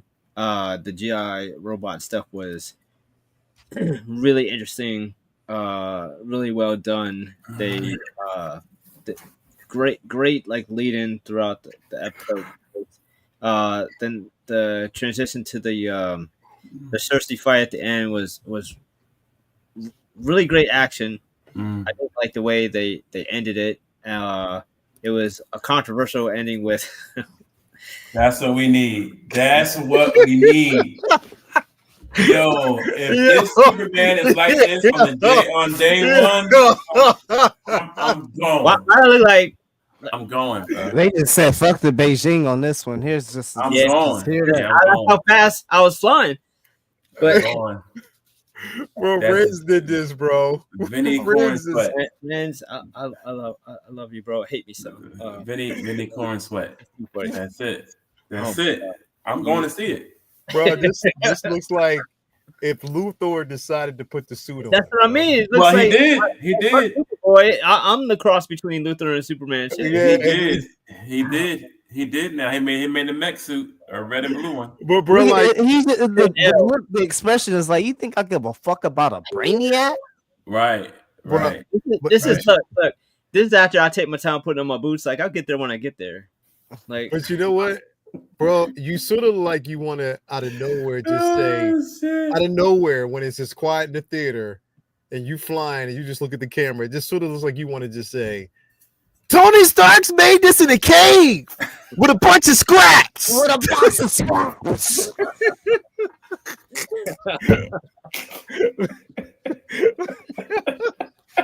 I love that they brought him back for that Spider-Man joint, because I'm glad they replayed on that one, because that's one of the most iconic moments. Yeah, that is hilarious, bro. Oh my god. Yeah, but nah.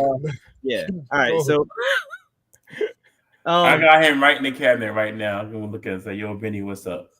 Right in the cabinet. It's like they had to give. It's like he had to give his brother a badass moment with Weasel somehow taking down. Sorry for spoilers, but taking down, like Cersei. Like how the fuck? I was very unbelievable to me. So much so that a lot of people were critiquing it online, and James Gunn responded, because of course he did, to one of them saying that Weasel is super fast and strong, so he was able to keep her from using her hands, and she has to use her hands in order to do magic, which a lot of people easily debunked. Yeah. And it makes it tough, because I felt like we were seeing Cersei set up for the Wonder Woman villain, and if they do that, you're gonna just have people like, you mean the chick that got taken out by Weasel? Yeah. So I don't know, but I did like it more than the first two episodes. It didn't just count on a good action sequence at the end to carry the episode. It had a great opening and strong finish. So this was definitely the tightest constructed episode that they've done yet. So I fuck with this episode. I had an issue with her being able to be defeated by the way she was, but GI robot story, and the action and the writing definitely made up for it, because it was a really cool jump off to it. Yeah, just I mean, yeah. We'll see where they go. I'm trying to not be too critical of it, because I'm sure there's more to go, but it very well, of course they can't kill her because she's definitely a god, so you can't, there's no way, and especially how important that character is to Wonder Woman. It's you can't. I figured she'd be a problem the whole show, and then we'd see her eventually used for Diana, and then that would have been part of the reason for this show. Not to say that can't still happen, but I feel like this hurts the emphasis of that in the future. She's on the same level as Cheetah for Wonder Woman, it's like, I mean, kind of like, all right, if you're susceptible to being blitzed by someone with speed, like Diana is way faster than Weasel, and obviously way stronger, and her hands were free for that whole fight, so she should have easily been able to just turn Weasel and all these fuckers into just whatever. It's kind of like in the Suicide Squad films, where they had mid-level heroes going up against a goddess or a godlike being, and they just had to use a lot of plot armor and tricks. Like, no way Suicide Squad should have been able to beat Enchantress or Starro, but somehow magically were able to, which is part of the silliness and stupidness of the Gunn films, which is fine when it's Creature Commandos or Suicide Squad, but when it gets to more serious shit that's more beloved, like Superman or Batman, you're gonna need to. You can't just count on having to go to Twitter to explain yourself. You shouldn't need to explain the plot to people online if it should explain itself. Especially, you shouldn't be recontextualizing powers of people who've been around longer than you've been alive. It feels like, who cares? It goes back to what I was talking about earlier with his ego. Like, everyone knows he knows comics, so well, he just makes it up thinking like, well, they know that I'm the comic book guy, so if I said this is what she could do or not do, they'll just take me at my word because they know that I know what I'm talking about when it comes to comics and not question me. Yeah, I don't like that. Well, that's the thing is, it's like, it's why I'm afraid, yo. But this is what I'm saying. Like, you have to understand that, and he has to understand that there's only so much belief a person can or individuals will have in you. You know what I mean? And you're not working on the same medium. No. You're not working with that same confidence level that people had in Marvel when you were there. It's just totally different. This is DC, and people have been wanting a win, but they wanted a win with characters that are extremely important and extremely vital. I mean, it was what Zafran, who said that he wanted to actually have, the trilogy or the Trinity. That was important to him to have the Trinity. Once upon a time, that was the mission statement. Bring, build back better with the fucking Trinity, and I mean, I don't know if Themyscira.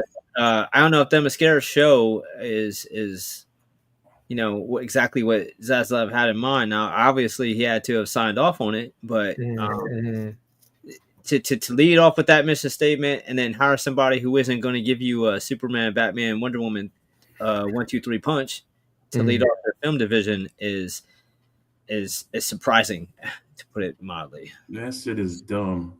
Let's just keep it 100. Because whether you chase Superman with Supergirl or Authority, right? It ain't Batman or Wonder Woman. So what the fuck are you doing? Exactly. I just, it's just stupid, man. Let's just call it what it is. Like, why? I don't know why. Okay, if you try to start over, why not start with your 3 big guns: Superman, Batman, and Wonder Woman? They're a trinity in the comics. They're the mainstreamers of the DC universe in the comics.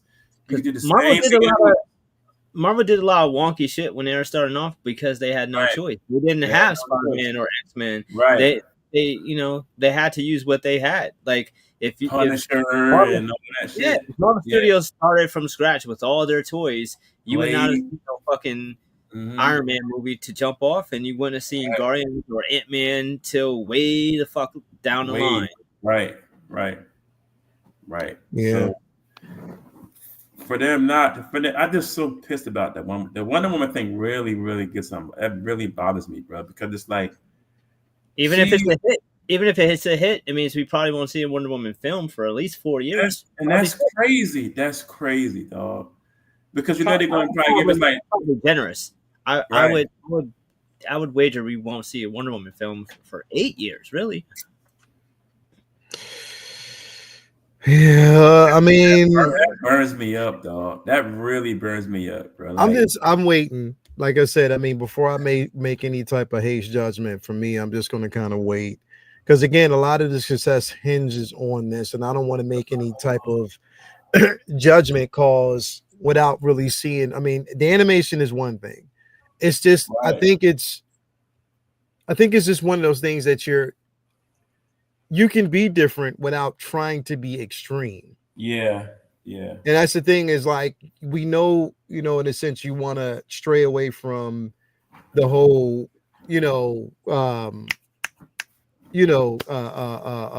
Zack Snyder universe. You want to basically create your own space, but there's a way to do it without it being extreme. But there's a way to do it where you make the characters that we've known relatable. But I think he's trying to just give it air to breathe by introducing these new characters that are going to eventually lead us into the main, because he wants to make these characters important just as much.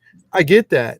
But again, you got to also keep in mind that you're not riding in the same space that, yes, people didn't know who the Guardians were. People don't know who the Authority, or what the Authority represents. Here's the problem with that, though, because the Authority is a bit more like out there. It should be on the boys. That's what the Authority should be on. The real talk. It's pretty. Yeah, Authority is very morbid. Like with a lot of shit that goes on in that fucking book. It's crazy. So that's what I'm saying. Like, I hope because you can't bleed the like bleeding the authority. If you're basically saying that you want a more golden age of Superman, but then you're bleeding the authority into that. Right. That's not golden age, my boy. That's different. That's a tad bit different. So we got to wait and see what they're going to basically do. But yeah, we'll see. If you haven't checked out the Creature Commandos, that episode 3 was definitely dope. So check it out when you get a chance, man. You might definitely be pleasantly surprised of what you actually might see, because I think they did a pretty good job of so far in that episode. Moving on, though. Let's move on, man. I want to talk about this now, and Roberticus, and I'm going to kind of get your thoughts, about this. Hey, so here's the thing, because two pieces of information dropped. Okay, one is that they said, now, mind you, you got to listen to the jargon. They didn't say that they are completely done. They just said for now. It said for now. It didn't say that they're completely done. So I don't want people to get their hopes up that, okay, no, it's just for now. They're stepping away from it. But another source came out that it's, today, as a matter of fact, I think it was today or yesterday. I think it was like, what, My Time to Shine, hello, whatever. It was like, they say is credible in the actual, space, whatever. It was like, conversations are being had with Spider-Man's, concede to the Marvel Universe. And don't be surprised if it happens. Don't be surprised if it definitely happens for multiple different reasons. Now, again, we know that Sony owns the IP. That's pretty much right now with the animated series, as far as like, Miles, that and also the deal that they have with Marvel right now is pretty much their bread and butter. They're working on that Spider-Man noir film or show with Nick Cage. So that's pretty much all they have. My thing is, it's like, who the fuck was in the room that actually told them that this shit was going to be okay?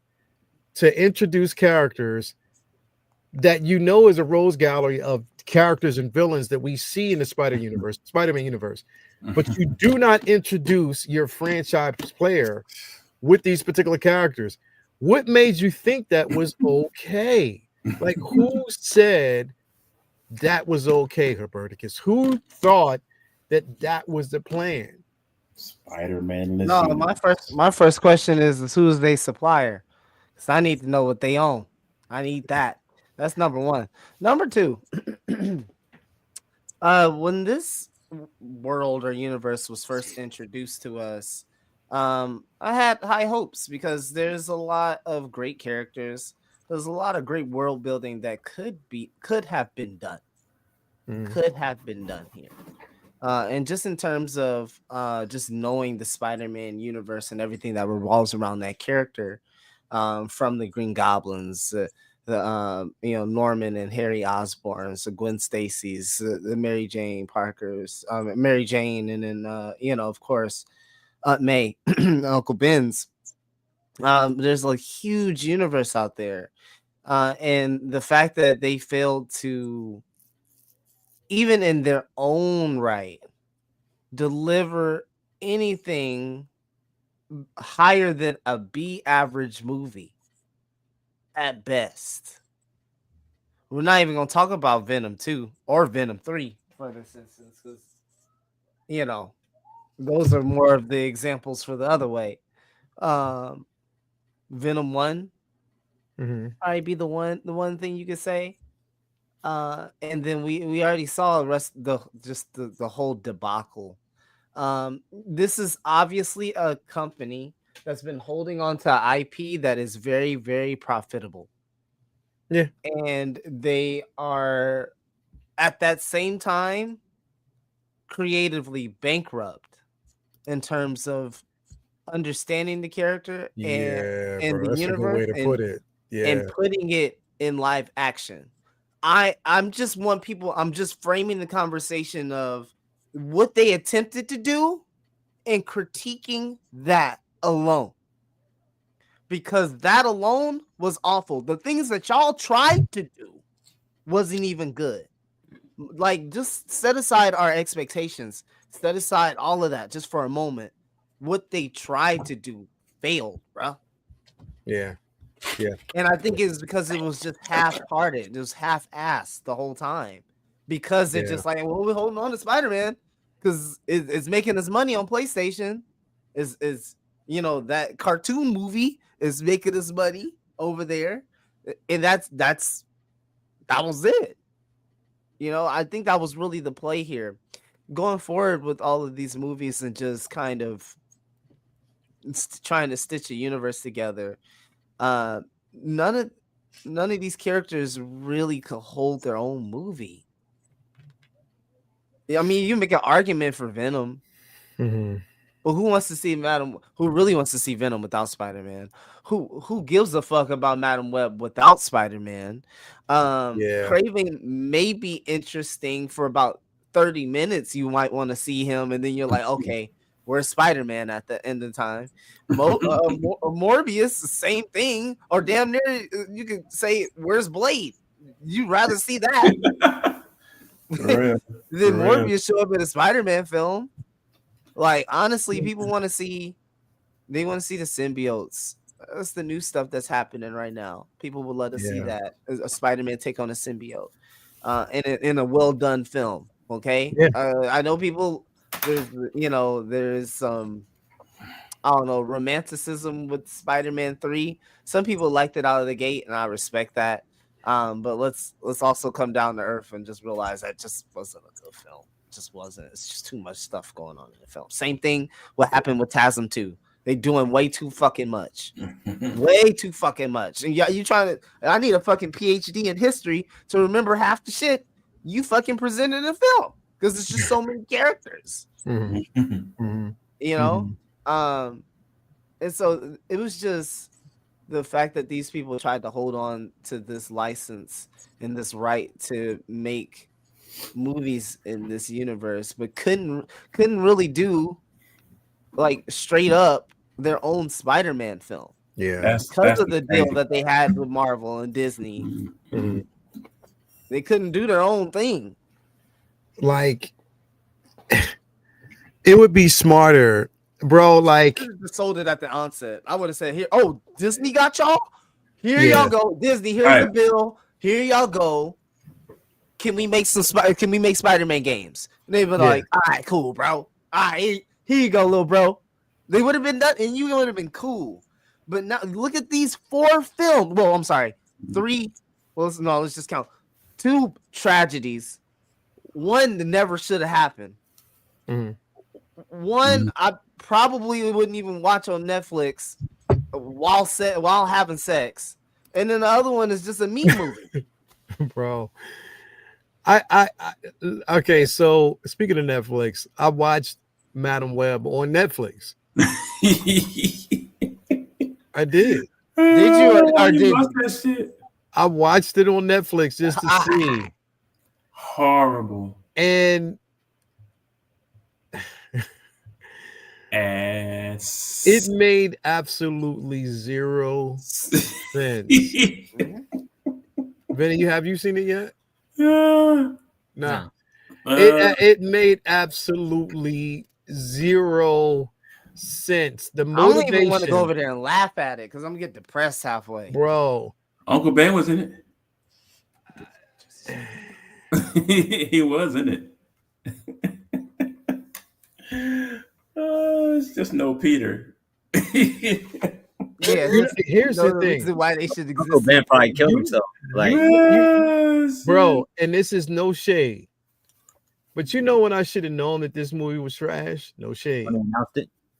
That too. Well, when Mike Epps, when they made the announcement he was in that film, bro. Oh yeah, he was another ambulance driver. Yeah.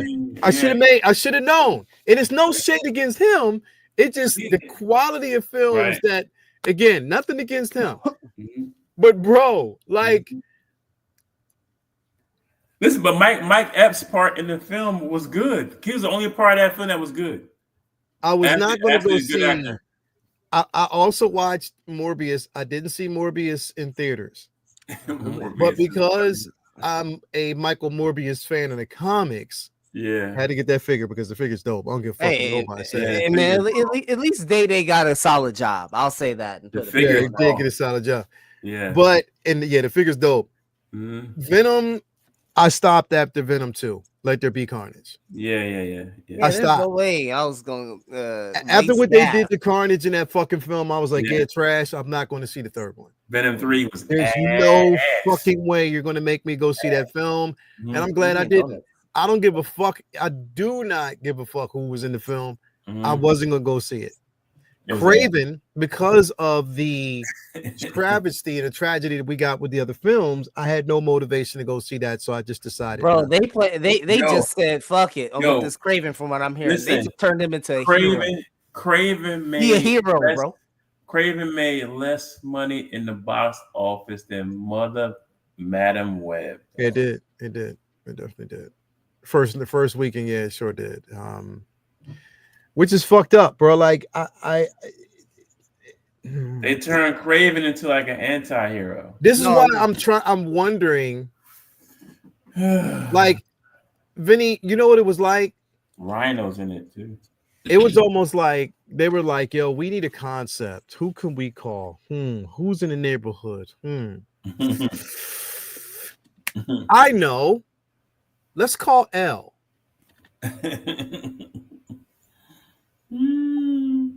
Look, man, as many people know, the Sony has, the Spider-Man IP because of Marvel's bankruptcy back in the 2000s.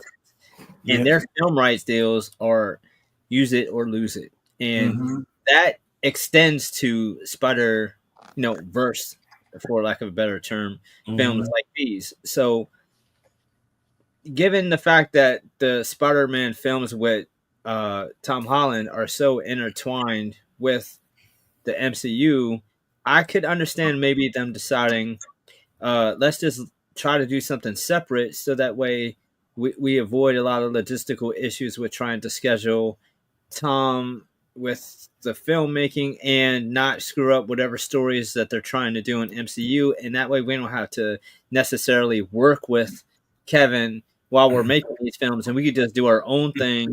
And then when we, link together and do a Spider-Man film with them, that could be something separate. If we can get the ball rolling over here, we can keep our clock resetting constantly, because every time they make a Spider-Man film, then they have 5 years or so to make another Spider-Man film, or else they lose the IP. Now that's unlikely to ever run out just on the Spider-Man franchise alone. But if you add in these other ancillary films, then you get more, place in the air, so to speak. You get so many more just go do Garfield again?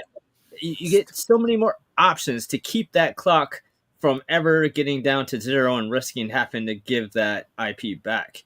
So they did start off with arguably the worst character to leave Spider-Man out of, considering he's 100% integral to who, like, you can have Craven before Spider-Man never got on his radar. You can have Morbius before Spider-Man came to help him with the cure.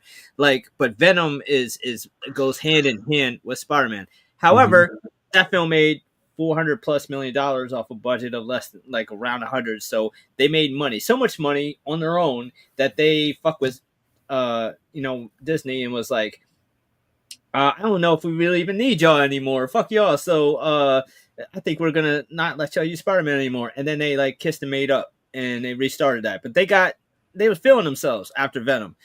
And they got cocky. They felt like Spider-Man is so hot that, like, whatever the fuck. They forgot that literally they needed to work with Marvel because, I know you love them, Bloomer, but those films didn't do as well as they thought. And they stopped making the Garfield joints, and they were like, all right, shit, maybe we can work with with Disney and team up to make ones that are better received. And that started that relationship, which was super unlikely, and I never thought we'd ever see it, but they decided to work with them. But Venom doing so well, they felt like, they was in their bag. They was filming themselves. They thought that, like, we could just do all these other separate movies, make a whole bunch of money, and we don't have to play nice with Disney. We could just do our own shit over here.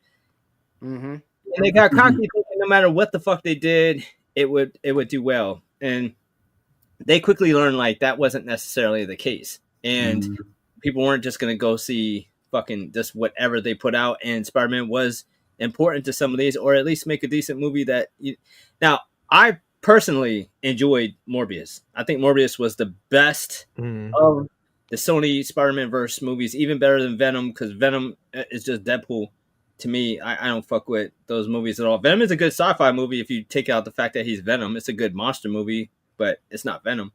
But Morbius really felt like Morbius. That felt like a great like if you cut that original story down to like 45 minutes and that's what needed to happen. They needed and then to get into the movie. Yeah, Right. That's it. Left that if you streamlined half an hour, 45 minutes of that film into a Spider-Man movie and then had him in it, that shit would have been fired. Like that was a good movie. I love the special effects that they did with it. It somehow is the most made fun of movie, but yet I feel like it's just a meme and a trend, and I feel like a lot of people who clown it never even seen it because it was actually decent.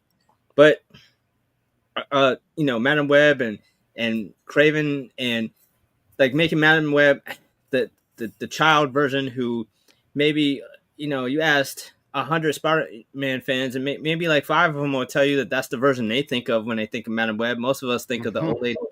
And when you think of Craven, I guarantee you 0% has ever thought of Craven as a fucking a hippie tree hugger animal lover. Like, that's what the fuck? Like, it's bizarre because these weren't films like setting up some big, like the idea of this made sense to me on paper. Like, all right, if there's too much, moving parts to like put all these Spider-Man movies with these guys together, but if we give them their own films and then set up some type of Sinister Six type shit, then you could do a Spider-Man film with Marvel where we can throw all these characters at Spider-Man and you don't have to tell their backstories because they already have a following from all these other IPs, other films. On paper, that makes a lot of sense. Just like how they're gonna, give Doom its own movie and like giving a villain his own movie and then adding him into the hero's story without having to set it up. That's what Disney Plus is doing for a lot of these movies. They're skipping that time you would need to tell their backstory. But all that said, the thought process out there that people have that they want to listen and believe rumors that Sony is going to sell any of this shit back to Disney is absolutely insane. Sony would make a fucking found footage Spider-Man film before they ever sold that shit back to it's a license to print money. They will never they will it's a license to print money. Like it's free money because they can put out shit like all this and like without Spider-Man, and you've justified 5-6 plus movies coming out, and like you had Spider-Man in any of these films, they would have made profit. So why would you think they're going to sell the IP back because the movies without Spider-Man didn't make money? Now maybe they'll ease back on making movies without Spider-Man. Fine. Yeah. But you think they're going to sell Spider-Man rights back because the movies without Spider-Man at all didn't hit? That makes no sense. That would be like if DC put out an Alfred comic that didn't sell it, so them selling DC to Disney. Like, I mean, selling Batman to Disney. No, your spinoff didn't work. That don't mean you throw the baby out with the bathwater. They ain't selling that shit. No, I don't think they're going to actually sell it. Here's the thing, bro. Like, I think with these properties, one of the biggest things is, again, we know profit is one of the biggest things for Sony. Sony isn't thriving off of just their cinematic universe alone, but to have the advantage of owning an IP and you can distribute it through another company that is willing to basically make it much bigger than what you're able to, it makes sense. If they can keep that deal with Marvel, it makes more sense. You know what I mean? And I think Marvel would definitely be willing to play. If they like, look, we'll be the major distributors. You give us the Rose Gallery. Let us basically do it the right way. Let us play in that field, and you reap the benefits. You know what I mean? Because again, it would be stupid. Just like, honestly, all the rumors about the Hulk and Namor coming over from Universal. That hasn't happened yet. Motherfuckers think it has, but it hasn't happened yet. Not as a single property. So it's just not something that, again, they're playing hardball with these characters because they know that it is a franchise worth diving into based on film history, and the amount of money that Marvel's made. So why not just basically play ball with them? There's no way Disney didn't try to buy Spidey from Sony back when they were doing Iron Man and Hulk and Thor movies. Yeah. Just no way that they didn't. And obviously Sony said, nah, you can't write us a big enough check because we can make these movies in perpetuity forever. And well, no matter what you spend, like even if they cut them a check for $1 billion, they knew that they'd make $1 billion eventually anyways. That's why at the time when they were doing Iron Man and Thor and all them, I was like, man, give them $5 billion, $10 billion, because Disney will make that back. And they just clearly were not trying to sell. Otherwise, I think Disney would have bought them. I mean, they bought the entire Fox fucking company in order to get X-Men and Fantastic Four back. They didn't even give a shit about all the other thing that came with that entertainment company, just to get their 2 IPs back. So they definitely would have done the same for Spider-Man, which is literally, it might not seem it to kids these days, but that is their number 1 fucking property of all time. They would have spent it, but Sony was not selling that shit back. They got that shit for $7 million back in, 2000s or whatever. They ain't selling that shit for, there's no check you can write them. Yeah. It's definitely not going to happen. Jay, money, like even if every one of these movies just made pennies, they have TVs, they have PlayStation, they have all these other avenues of money. They can afford to fail. Mm-hmm. Yeah, definitely. Definitely, I agree. Jay, what's your thoughts on this, man? I just hope it's over, man. Like, let Craven be the last thing. I just hope it's done. Like, no more spiderless Spider-Man universe. Like, I'm tired of it. I'm tired of it, bro. How can you let, you know what I mean? Like, you're going like almost damn near back to back with films that have completely failed. Right. And they keep doing it. They keep doing it, bro. It's unbelievable, dog. Like, let it be over with. Y'all beating a dead horse. Beating the fuck out of a dead horse. Like, it's done. You're these people don't even know who Craven is.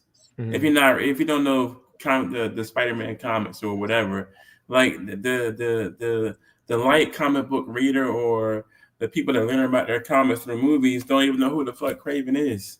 Yeah. Probably didn't even know there was a hero movie or an anti-hero Spider-Man movie. Like, so why would they go see it? Did it perfectly in the game just months ago. Bro. Yeah. And they need to just stop this shit. Like, that's the problem, is like people were saying like you need some of these writers from these games to come in and just do a complete overhaul, but the confidence behind that they seemingly do not have. And, when you have three games almost back to back, right, but you're telling a better story than your entire fucking franchise. Exactly. Like, what the fuck? Exactly. And the rumors about was it Andrew Garfield? They wanted him to be in this movie, but they didn't want him. It's like, wait a minute. You wanted him, but you don't want him? That makes no sense at all. But I mean, it is what it is. I don't think they were going to recast Andrew Garfield Spider-Man, and then when they never got around to it and just stuck with this storyless or Spider-Man-less world of Spider-Man villains. You could have had Sinister Six by now.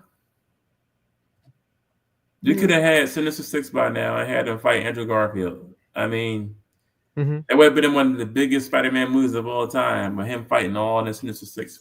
Like, that would have been great. But I mean, they shot themselves in the foot, man. Like, I don't get them at all.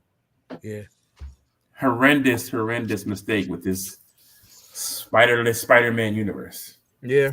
I hope it's dead now. I hope it's over. It needs to stay dead. They need to do something about it. Yeah, finish this Miles shit and just let Marvel do its thing, bro. Because this and they still pushing Craven too, pushing Craven heavy. Every other commercial is a Craven. Bro, like anytime you have the actors, literally you had the actor and the director literally begging people to give it a chance. Begging, right. Begging people to come out and give this fucking movie a chance, bro. Right. Also, Right. why announce that you're gonna stop with the extended Spider-Man spin-off universe a week before your fucking Kraven movie comes out just to kill it? It's like, why would you do that to your film? I don't know. It's dumb, bro. It's hilarious, though. It's like when they killed DCU right before Shazam 2 came out, and it's like, and then you expect people to go see the last. And you know what? What's crazy is, you got a character like Rhino in the movie, dog. Like, oh my god, that would have been so awesome to see, like a Rhino out the tech suit, like a real version of Rhino from the comics. That's the harder character to just to do live action. Right, and they did a good job with that. And even with this with him portraying Kraven, it wasn't a bad portrayal. It's just the fact that he was in the wrong movie, in the wrong movie franchise, in the wrong movie company. If he was on the Marvel side as Kraven, he'd have killed it. Which is definitely no slight against Aaron Taylor, because I said, he's a great actor. He's a great actor, and I think he would have been a dope Kraven in the MCU. And then, all day. Kraven in maybe 20 years when he's the age he should be. But that's true. But this was like a quote, like a origin story type shit. Like, this was whack. It was garbage, trash. So, Bertigus, I want to ask you a question, bro. What do you think, if anything, that they've learned from this? And what do you think would definitely be the possibility of hope for Sony going forward? They learned that they ass.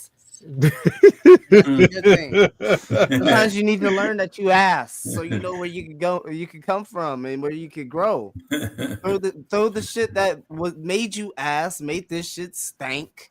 Away. Throw it out. Throw it away. Burn it. Shoot it into the fucking moon or the sun if you have to. And figure out, get your ear onto the streets and figure out the pulse of fans and what they fucking want, and give it to them. That's so true. Sony don't care about the fans at all, bro. They don't give a shit about the fans. They want the money.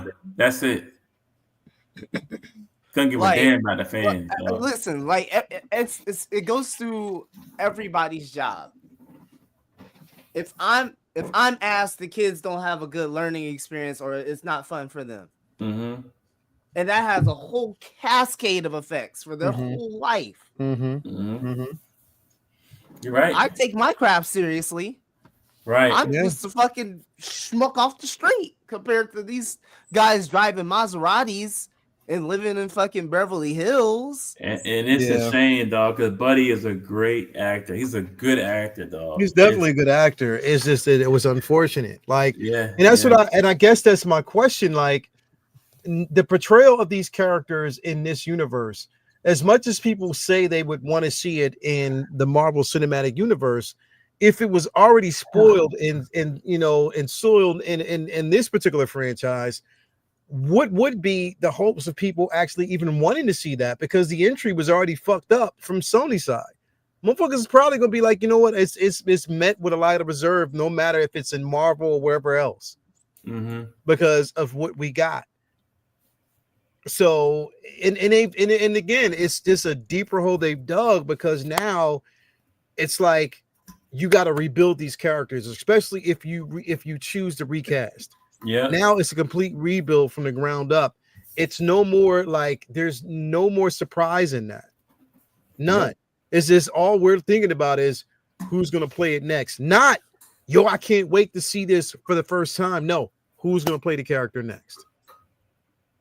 Like, that's where we're at right now, which is kind of fucked up, but here's what it is. What do you do? What do you do in the end?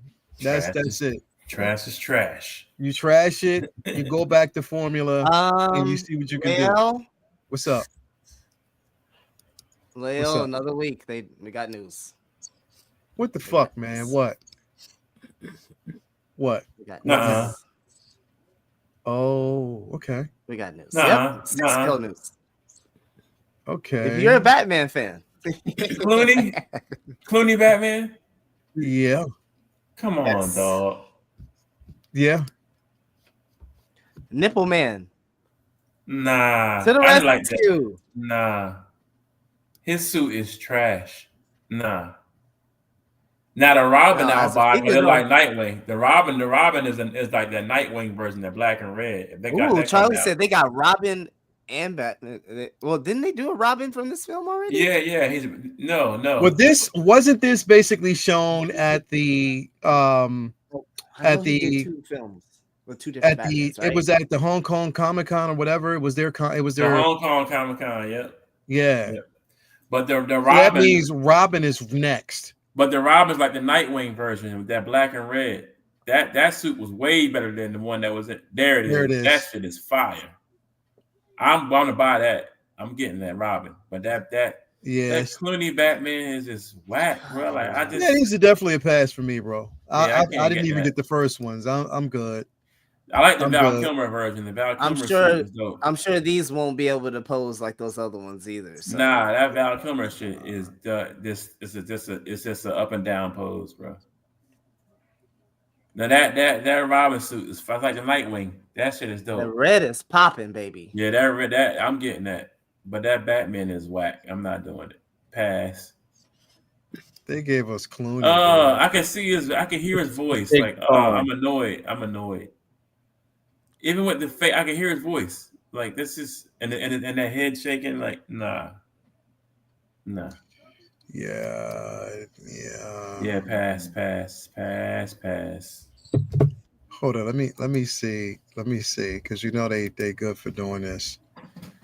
They'll do 2 in a row, but they haven't done it yet, which means we probably still got a few more dropping. They got that Ant-Man. That Ant-Man suit is trash too. I don't want that. I got the second one. Yeah, this to me, this was definitely my least fucking. Yeah. As a matter of fact, it got no run for me. I didn't even go to fucking theaters to see this shit.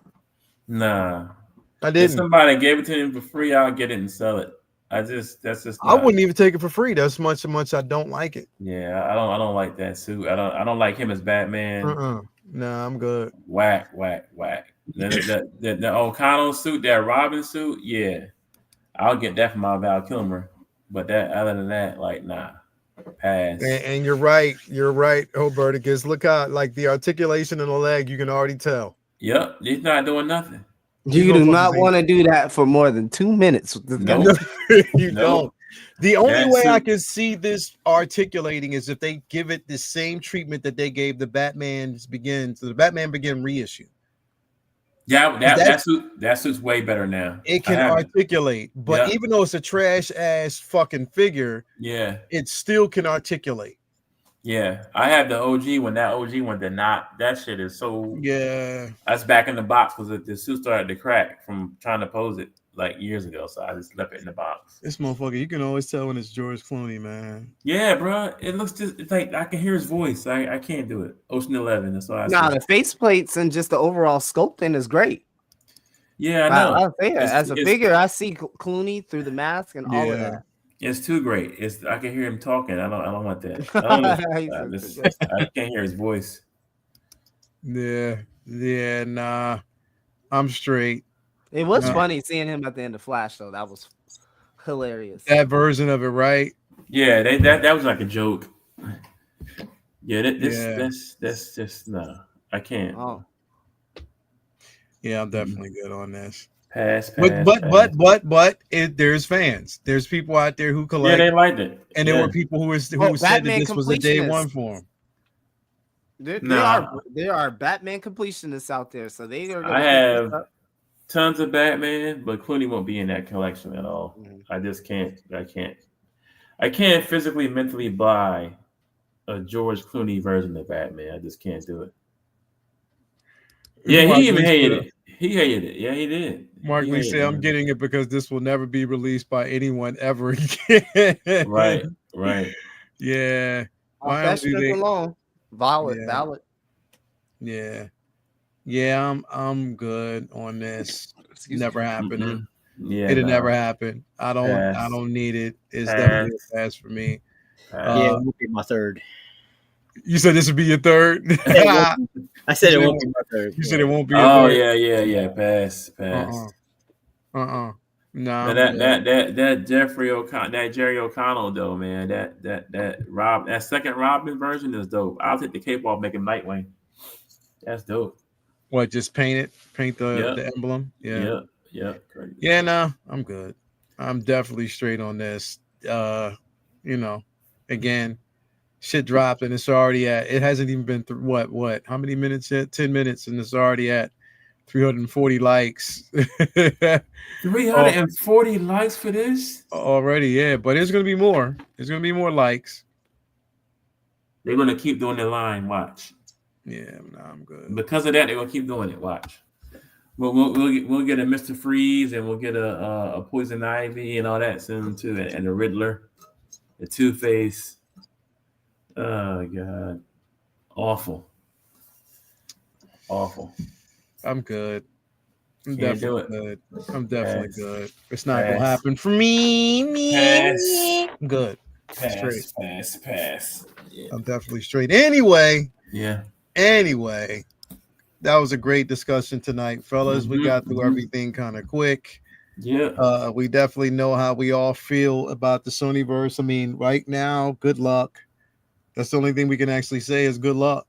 I mean, with Spider-Man 4 coming, and you know, Tom Holland's already saying that they're taking their time, definitely taking their time on that one to get it done right. I don't know what the story behind. Again, I hope for a fact, bro, that Null has nothing to do with that film, bro. Oh God, please. I hope for a fucking fact, because it's definitely too early and it won't make sense. Make him a street level character. Yeah. Give him more things to solve that way, bro. Like, just make it make sense in that space. But we just gotta wait and see. Do you think they'll ever have that curse be lifted, or people start to remember who Peter is? Yeah, probably the next film. Yeah. In this next film, right? Uh-huh. Mm-hmm. Uh-huh. Probably that. Cool. That'll be cool. Probably that. Mm-hmm. Or you're gonna see, you know, it's gonna be some of them remember who he is, and some of them don't know who he is. I think they want to introduce not Miles, but Spider-Punk. They're gonna probably release that character. Nah, I'm thinking that leaves. It's gonna be a whole Verticus in the suit with a jacket. Only in one frame, fly past the screen. It's gonna get real quiet. You see him go. Hey, you know what's crazy? If they didn't want to use Peter Parker, Spider-Man, or whatever, they could have used Ben Riley. They could have used Ben Riley, though. What'd you say? If they didn't want to use, the original Spider-Man or whatever for them, they could have used Ben Riley. They could have told any story. They could have told that story. They've just been playing it fast and close, man. And then those guys are ass, so it's not like they would have got a good one anyway. Yeah, that's true. That's true. Yeah, that's true. Train of thought. God damn it, Leo. Yeah, okay. If you see in the background on the playground Spider-Man just dunking on a child, you know what universe that's in. If you see a little boy crying to his mom because he got dunked on, and then it cuts to Bloomer saying, "I missed the part where that's my problem." That's the Bloomer version. They dropping it. That's dope. Yeah. But that's the same thing. Can't lose it all. Today, they was like, Vinny, they was like, do Kobe. Do a Kobe. I was like, oh, I guess that means dunk. All right, here you go. It's over. I do owe you guys. I like that. I owe you guys at least. So we got to crystallize this. I do owe a video at least to do one. You do. I would take that cape off and do something alter that neck.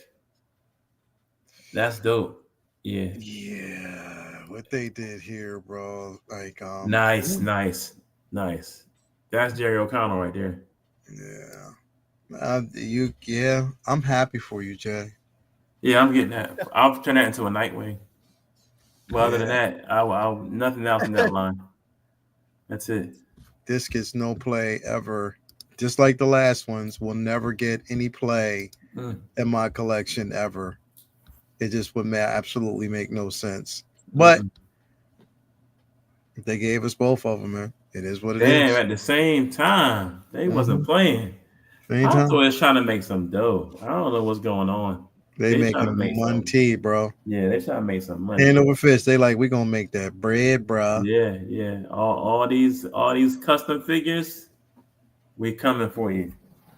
Man, Anyway. drop some shit I got on pre-order. Fuck. What'd you say? Said drop some shit I got on pre-order. How about that? Damn. Next Supergirl, bro. Come on, they need to give me that Supergirl. I'm waiting Stop for playing. that. Sabine, let's go. Let's go. Let's go. Yeah, I need that Come on, Supergirl. let's go. Let's go. That's Definitely see how it is. Oh, you bought Ahsoka the White? I don't know. I want it. I'm debating about it. I love the Ahsoka we got from Mandalorian. Yeah, I do like that. I had it. I sold it. I'm like, yeah, I want this one. This one looks Oh, you a sold lot. it? Yeah, this one looks a lot Oh. more Rosario like. So I was like, let me get that one out of the way.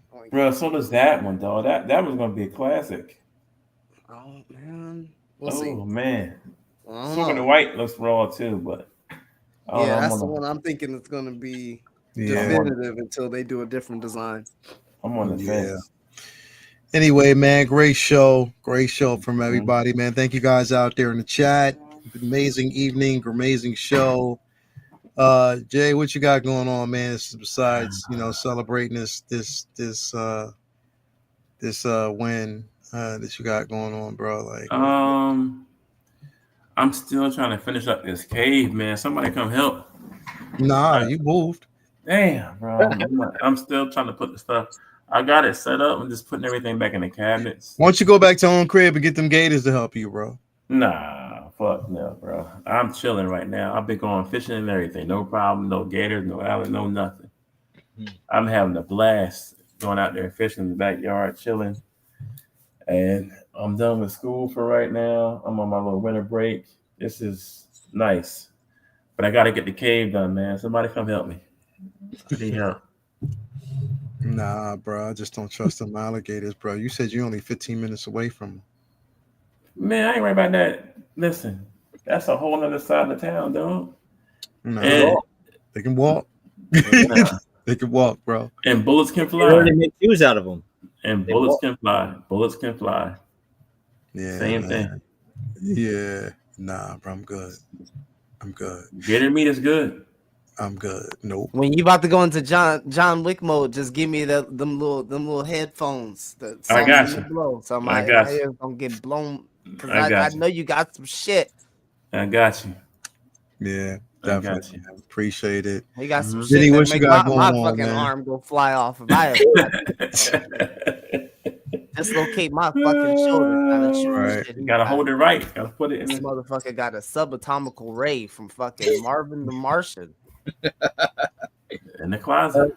I'm just wrapping up final Christmas shoppings, all that good stuff. I'm done that. It's here. It's here. It's like less than 2 weeks away. Less than 2 weeks. It's crazy. And it's here. So it just got everything right with the tree and got that all set up. I'll be posting some pictures of the yearly Geek Mystery. Got some cool new geek ornaments on it. I'll be throwing that on Facebook a little bit later on this week. And then I've been catching up on a lot of reading. Like I'm still coming through my backlog of Fantastic Four and working on another commission. And then I'll be hopefully starting some bigger art projects this winter when I finish up, because it's probably like my last like regular week of my main job. And then I'll be chilling. I'm catching up on TV shows too. I just started season 2 of Arcane, so I should be caught up on that hopefully soon. Yeah. I gotta watch And, that. It's good, bro. It's good. And for the most part, just catching up on some, sit up behind on, and looking forward to catching up on as much reading and art as I can. I'm caught up on Skeleton Crew 2. I'm sure we'll be talking about that at some point soon. Yes, it's pretty good. I love it, bro. I love it. Having fun with it. It's definitely different in a good way. I'm fucking with it. It's a break. It's definitely a break away from the norm. I love it, bro. I don't hear a lot of talk about it. It's Nope. like, what? Are you not talking about it because it's good, so you ain't got nothing to say? Mm-hmm. It's almost like that's what it is. There's nothing Yep. really to shit on, so everybody quiet. It's like, Can't okay, shit on it, but it's good. I can't shit on it because it's too good. yeah, I need to find a someone just reason to shut up. talk some shit about it. Yeah. It's funny because Yeah, That was it's too like good. I see how y'all move. Funny how that Uh, goes. Yeah, huh? It's funny. Yeah, so like Leo has been kind enough to say, obviously, there's still time to hit me up for some Prince original artwork on my site if you want some art for friends, family, or your damn self. So hit me up if you need to. Otherwise, we'll be seeing you back here at Comic Book Talk with Friends next Monday. Yes, man. You already know, bro. Appreciate it. Thank you for being here. As always, man, again, go to his page, Instagram page. You can find a link to his store there for Vincent Dunn Art. If you need some pieces for the holiday, you might as well just go on through it. Definitely will take care of it.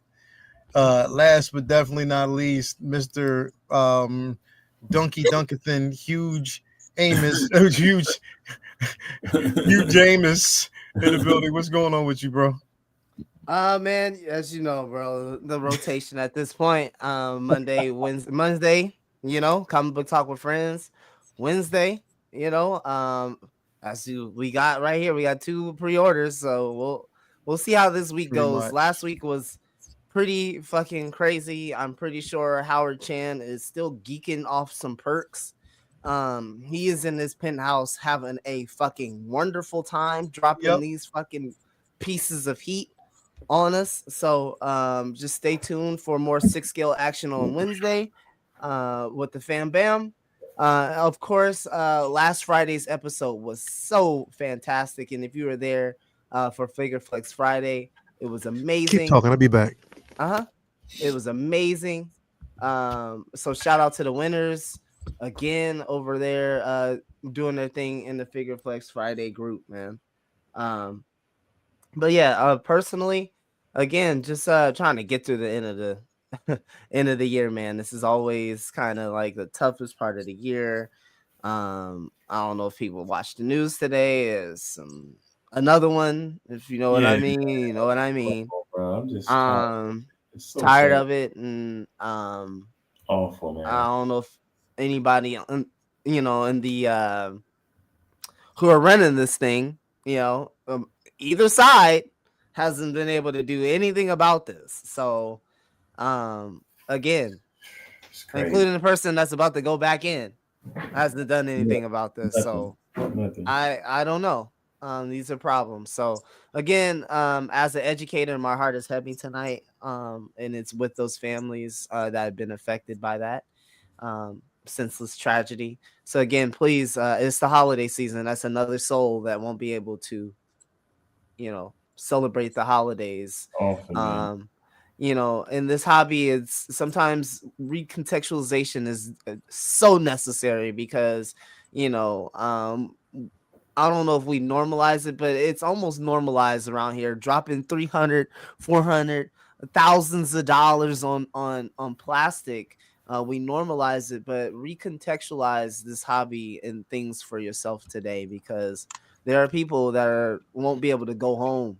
Exactly. And people won't be able to share moments like that. So again, love on one another. Go have some acts of kindness, acts of service this holiday, because you do not know how far that takes it, man. It does, bro. I'm gonna do my part at work with the kids, dunking on the motherfuckers, and y'all make sure y'all do y'all part out there, because it takes a village, man. Again, I do this every year, each and every year, bro. I donate. I actually take. So this year I took about 4 or 5 figures from my own collection over to the cancer. You know what it is, bro. For cancer research, basically over there at the Children's Hospital over there in Camp Hill. I do it every year. So we basically do that. I donated some Funko Pops as well, and vouchers that I collected from just different spaces, man. Because again, there's people, like you said, bro, that will not see, and most definitely probably won't see the end of this holiday season, just because of set of circumstances. So again, for us that are fortunate enough to have the shit that we have behind us, the comics that we collect, the shows that we watch, internet, there's kids that's praying just to see their mom, they bro. There's a lot. So just be thankful for what you definitely have, bro. Like there's females out there screaming that they want to go home, but they just won't let them leave the room. Stuff like that happens, bro. Like it's He think he James McAvoy. Yeah. Yeah, You know what I maybe mean? 25.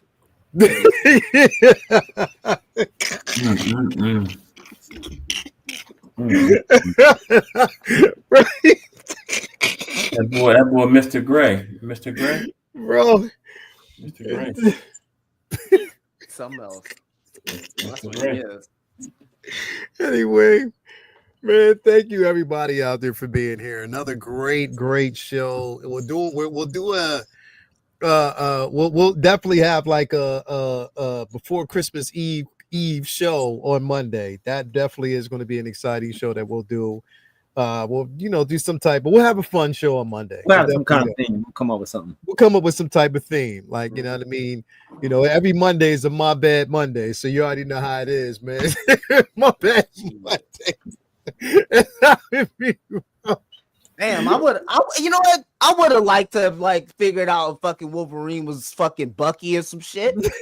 I would have destroyed that.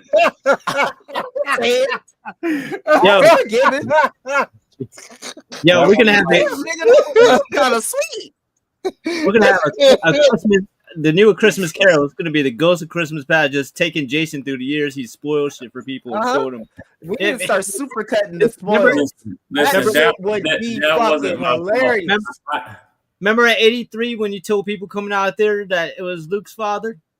Yeah, I did. Like, I probably did. I probably did. Hey, he in the theater. He like, hey, bro, that's Luke's dad. Remember when he was telling people that Bruce Willis was dead the whole time? Do you remember? I definitely did that. I remember going to the theater. I definitely did that, man. My people that we lived together.